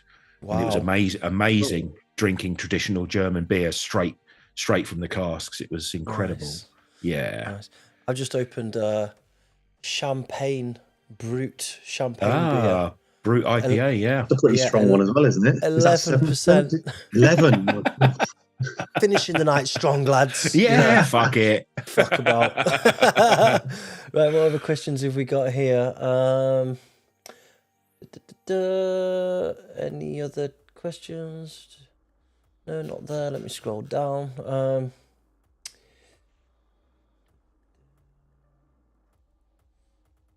Excuse me. Danny Crash. Question for Nat. Hi, I used to visit my brother's squat in Broccoli in '96.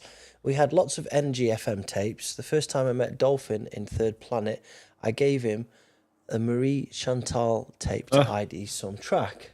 Wow. And then furthermore, which he did, but one Holy Grail track remains unidentified. I lost the tapes years ago, so I'm wondering if there are any Energy FM archive recordings from around 95. Yes, there are. I've got a couple that somebody sent me. I did have some tapes, which are shoved in a box somewhere, that I never digitized. But yeah, I have seen a few knocking around. There's a few on YouTube. But I did a lot of shows. I mean, 3 years every Saturday night. So that's a lot of shows. But yeah, they do exist. People do share them around. I have seen them on the internet. Mm-hmm. Yeah, but I can't really help you much. I mean, I've only got a couple myself. Mm-hmm. Like I say, somebody sent them to me. They're not ones that I recorded. Yeah. One from Butterfist. For Traffik, will you take part in the upcoming remix competition? Yeah, maybe.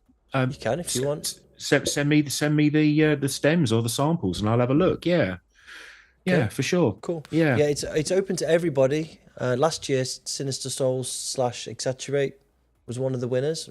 It's an established artist, so anybody can enter. But we will give precedence to new and up and coming, and there'll be a couple of other people on there as well. But I would love for you to be in the competition. Nat. Yeah, I'll have a look. Yeah, awesome. We might drag Nat out of retirement, Steph, with the remix competition. Imagine. That would be incredible. That would be incredible. The antagonist says, "Do you like cider, Nat? And have you ever tried making any?" I do like cider. We don't get a lot of it in London. To be fair, there's not a big scene for it. You go outside of London, down the West Country, there's loads. And whenever I'm down there, I'm always bang on it. Yeah, I love cider. And I have tried making it at home, but only a couple of times. And I'm going to be honest, not from apples, but from apple juice. But yeah, it's not really something that I would consider making at the brewery because we don't really sell that much of it. Lars says, did I hear Shots at Oblivion Underground?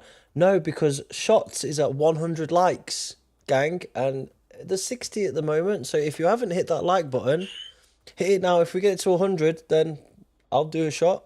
Whatever. I haven't got work tomorrow.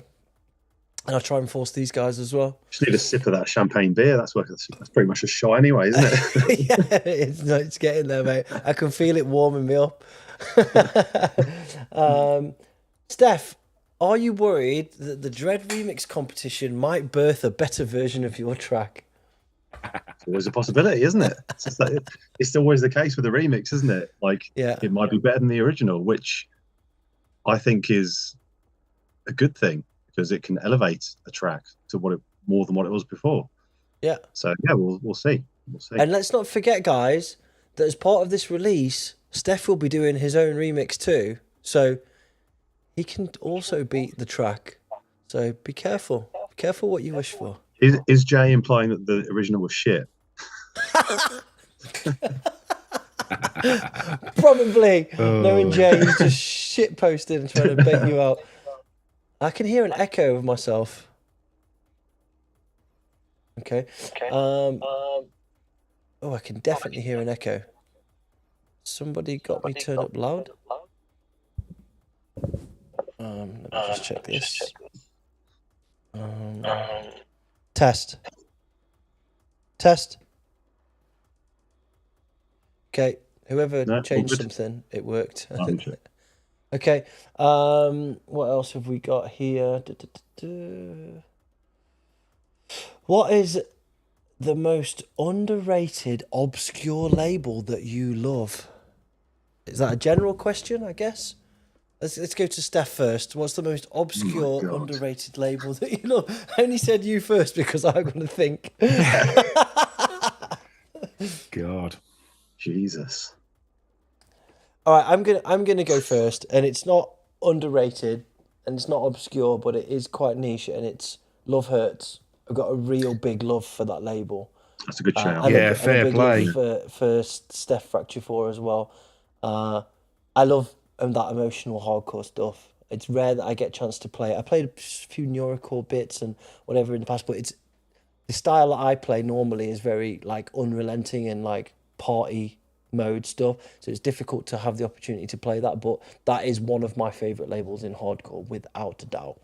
Yeah, so that's mine. Really good one. Yeah. So I'll say the same. No, you can't do the same, bro. Go on, Steph, what you got? Oh, I haven't got anything. Seriously. Yeah, I mean, Love Hurts is a brilliant one to call. Yeah, I just can't think of any others really that are that obscure. Right, I'm going to let Steph dwell on it. Nat, what you got? Oh, no, don't ask me. I have no idea. Come on, you can't both cop out on me. Well, crikey. I mean, I'm not super up with all the latest stuff, to be honest. Yeah, I really don't know. I mean, I think you kind of nailed it with Steph's label, to be honest. Like, everything I've heard on that Love Hurts thing is just amazing. And it's not the sort of stuff I would ever really feel comfortable playing out. But it's great to listen to. It's amazing music. Yeah. Yeah. I don't really know. I'm moving on because you lot are terrible at this one. I'm going to go for a quick piss. I'll be back in 1 sec. Go for it. John Pert, will we have a producer release on Oblivion Records now he's also doing the radio show? Maybe. We'll see. There's a question here for Nat, but he's not there. So, Richard says he's off. Take care. Take care, buddy. See you later, mate. Short one at the side of Oblivion. What? Any more questions, guys? Jay said, did I ever listen to your Love Hurts mix? Yes, Jay, I listened to all of your mixes, bro. You're a fantastic DJ. Really love to listen to your stuff in the gym all the time, actually.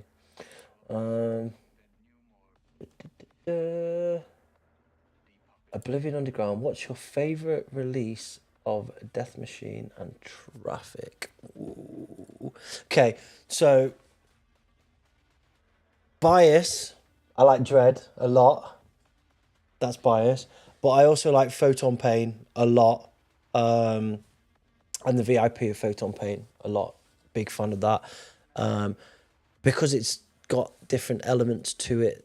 And that's what I like to play in my sets. I like to not just have straight 4/4 all the time. I like to play bass music, rap, metal, whatever. So that track for me, it allows me to play that into something at 200 and come down to some kind of bass music thing, but also throw an acapella over the top or throw another thing over the top and create my own mashups to it. So Photon Pain is one of my top ones from Steph, because I consider it to be not only a good track, but dare I say, DJ tool. It's really cool for that for me. So, and from Nat, I think it's Point Break. I think, yeah. Nat, there's a question here for you somewhere. 1 second. Oh, I've lost it. It was from tracks. Tracks. Oh my god, I can't see. What are my favourite crisps? Plain, easy.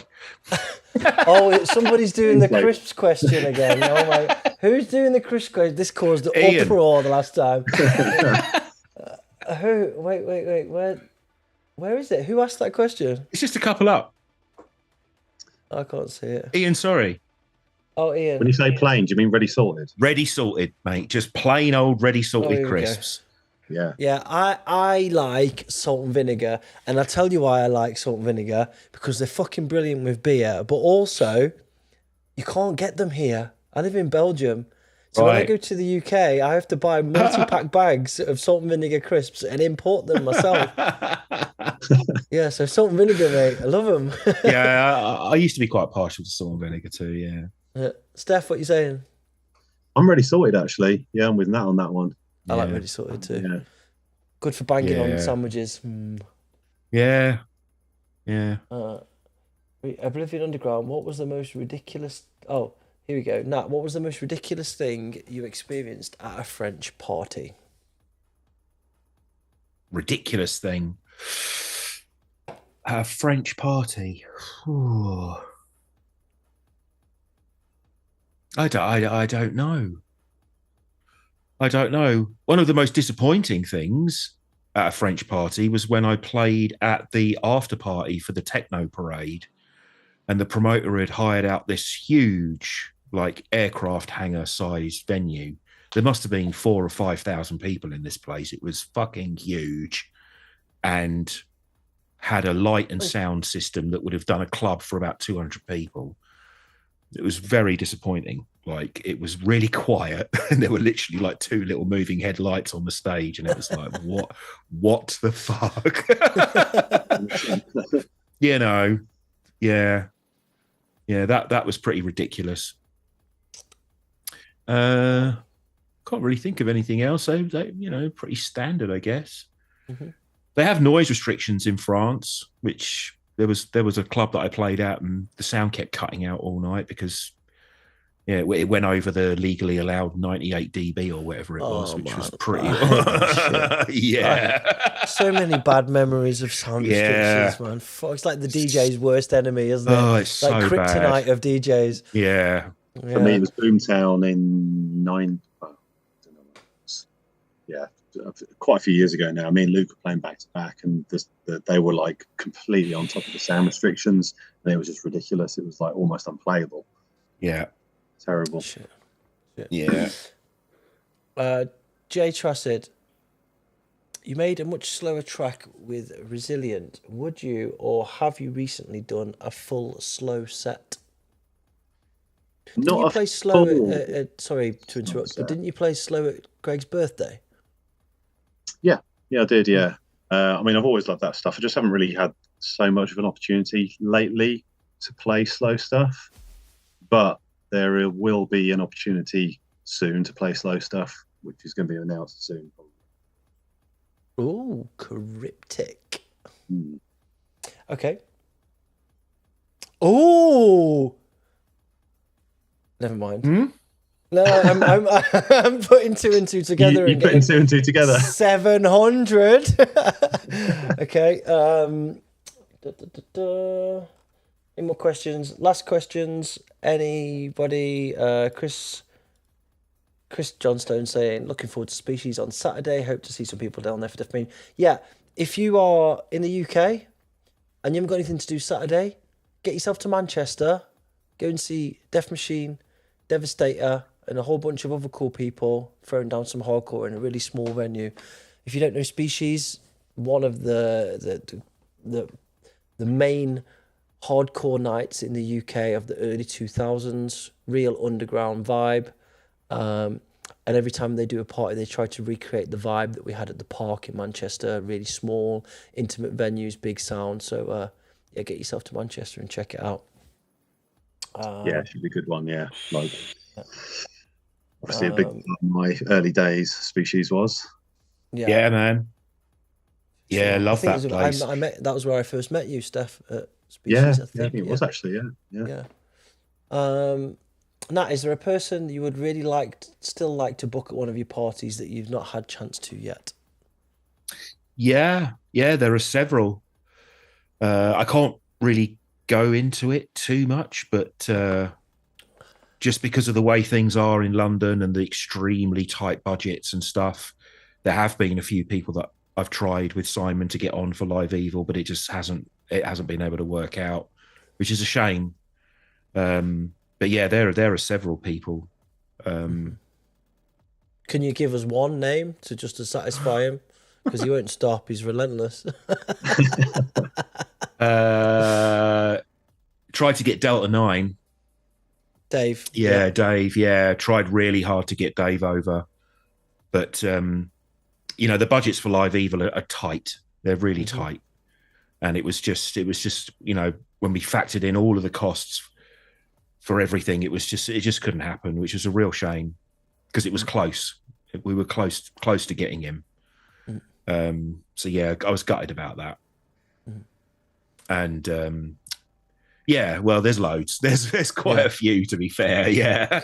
Yeah, if we were to divulge all the people we nearly booked or would like to book, we'd either get in trouble or look stupid or whatever. So yeah, I get it, man. I get it. Yeah.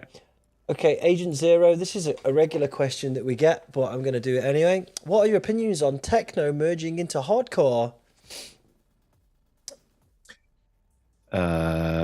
Well, hasn't there always been that crossover? I mean, that's a lot of the stuff that I used to DJ out when I was playing regularly was, crossing over from techno into hardcore. I've always loved that stuff. Yeah. Like I said earlier on, I like the relentless drive of hard techno. And if you can intensify that into a hardcore track, then to me, that's a kind of crossover thing. And I've always loved that sort of stuff. Yeah. Yeah. Yeah, I think that I don't think it's anything new. I think we're about to experience another part of a 20-year cycle. We're going to see the hard end of techno meet the slow end of hardcore. There's going to be fusion. It's just cycles. I just see cycles repeating. I think it's great. I think people should be making different shit. I see Angerfist's just made a new alias called Maze Hunter, is it, or Maze something? Good. People should be diversifying what they're making. And matter of fact, most of these people have probably been making this stuff on the side for ages, and then they finally decided, I'm going to put this out. I don't think that there's the boundaries within music really exist or should exist. People should just be able to do what the fuck they want, and if that happens to be techno and they make hardcore, then whatever. I think it's fantastic, and I think it's only going to be good for the hardcore scene, for people from techno who are, let's be honest, a younger crowd, certainly within the industrial scene anyway, a younger crowd to be coming into our scene and getting captivated by industrial hardcore or underground hardcore or mainstream hardcore. Good. It's fucking brilliant. It has to happen. These cycles have to happen. We have to have the turnover of people to make things carry on happening. And then, yeah. it's brilliant in my eyes. Yeah, I think anything that breeds that creativity is a good thing because it brings new ideas from both sides of it. Yeah, and it creates something new. Yeah, that's how things evolve, right? People come with a new idea. Oh, I know this from techno. Boom, there we go. It's suddenly a new thing is created, or it's. That's what I've always loved about the scene ever since the very beginning, is that it's just an experimental playground. And there are trends and there are certain formulas and things like that. But compared to all the other electronic music scenes, you really can do such a huge variation of stuff. And that's what's beautiful about hardcore. It's no rules. Do what you want. No. But to be able to play a DJ set that starts off at 150 BPM with acid and end at 280 BPM, full on industrial hardcore. Let's go. Nothing else. No other genre. No other scene is like that. No. Yeah. Shout out to Francis Tripp, by the way, because that's what he's about. Yeah, my boy. What else have we got here? Floris is asking, Nat, whose skills on the turntables in hard electronic music are, in your eyes, the most amazing you've ever witnessed? I'm not answering that question. Swerve. Okay. Major swerve. Okay. No, I mean, we all know who's good at scratching, and it's something that I grew up admiring greatly and did myself. And people who know me, quite personally and know my history have always said to me, "Why don't you do more scratching and stuff when you DJ?" Because I don't really. And it is a bit crazy given that that's where I kind of started. But I don't know. To me, it was very much a hip hop thing. And, I was a fan of what DJ Hype was doing back in the early rave days. But even then, I don't know. To me, it was more a hip hop thing and not really a kind of electronic dance music thing. But I love, what Mark does, and Simon, and Ben as well from Surgeon 16. He's great on the decks, and yeah. Okay. Yeah. I'm going to call it on the questions soon. I'm going to do 3 more. Danny's asking, I'm a big fan of Prodigy. I've seen them last year in Brixton. It was different, but great. What are your thoughts about them now? Well, I stay up to date with their stuff, and I do listen to all the new stuff that comes out, and I don't really like most of it, to be honest. There are a few tracks that I do like, but most of it I'm not super keen on, really. But their live shows are always awesome. Like, I go with my mate Chris. We always go. It's our thing. We go and we get pissed up first, and then we go to Brixton Academy. We watch the Prodigy, and it takes your face off. Whatever the tunes, it's just the them. best. The best. They're just mental. Live. Yeah, they're just mental. Always. Yeah.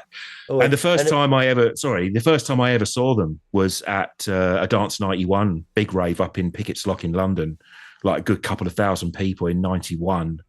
And that was when, they were doing Pandemonium and tracks like that. And yeah, I mean, fucking hell, man. It was just, you could see right there from the very beginning that they were going to, if anyone was going to make it out of that scene, it was going to be them, Yeah. Legendary. Yeah, and I think Keith has been a big loss. Yeah. I have not, I'm a massive Prodigy fan, a massive fan of Keith. I don't know how that's going to translate. I haven't been to see them since, or I haven't even seen any videos of them. Yeah, I went to their last show without Keith. Yeah, it was still good. I mean, they did a little paid homage to him and said a few words and everything, but didn't dwell on it. And they still did the tracks that that he sort of was involved in and everything. But it was still good, man. It's still the Prodigy. I would 100% still go. Oh, yeah. It's still going to be a crusher. The amount of times I've been crushed at Prodigy gigs.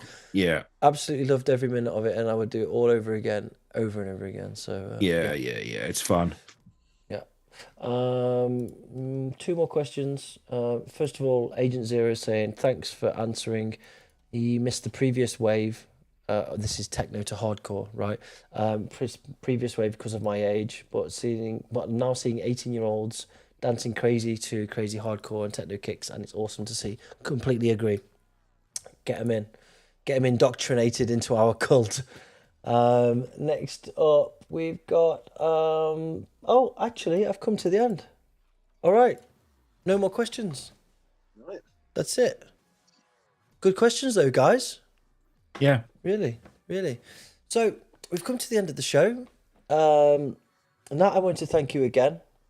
You're an absolute gentleman. Thanks for having me. Yeah, I echo everything that I said before, but also that you're a lovely person, and you know, it's just nice to hang out with you. So thank you very much for being you. You're a beautiful person. Thank you. Oh, thanks, man. Thank you very much.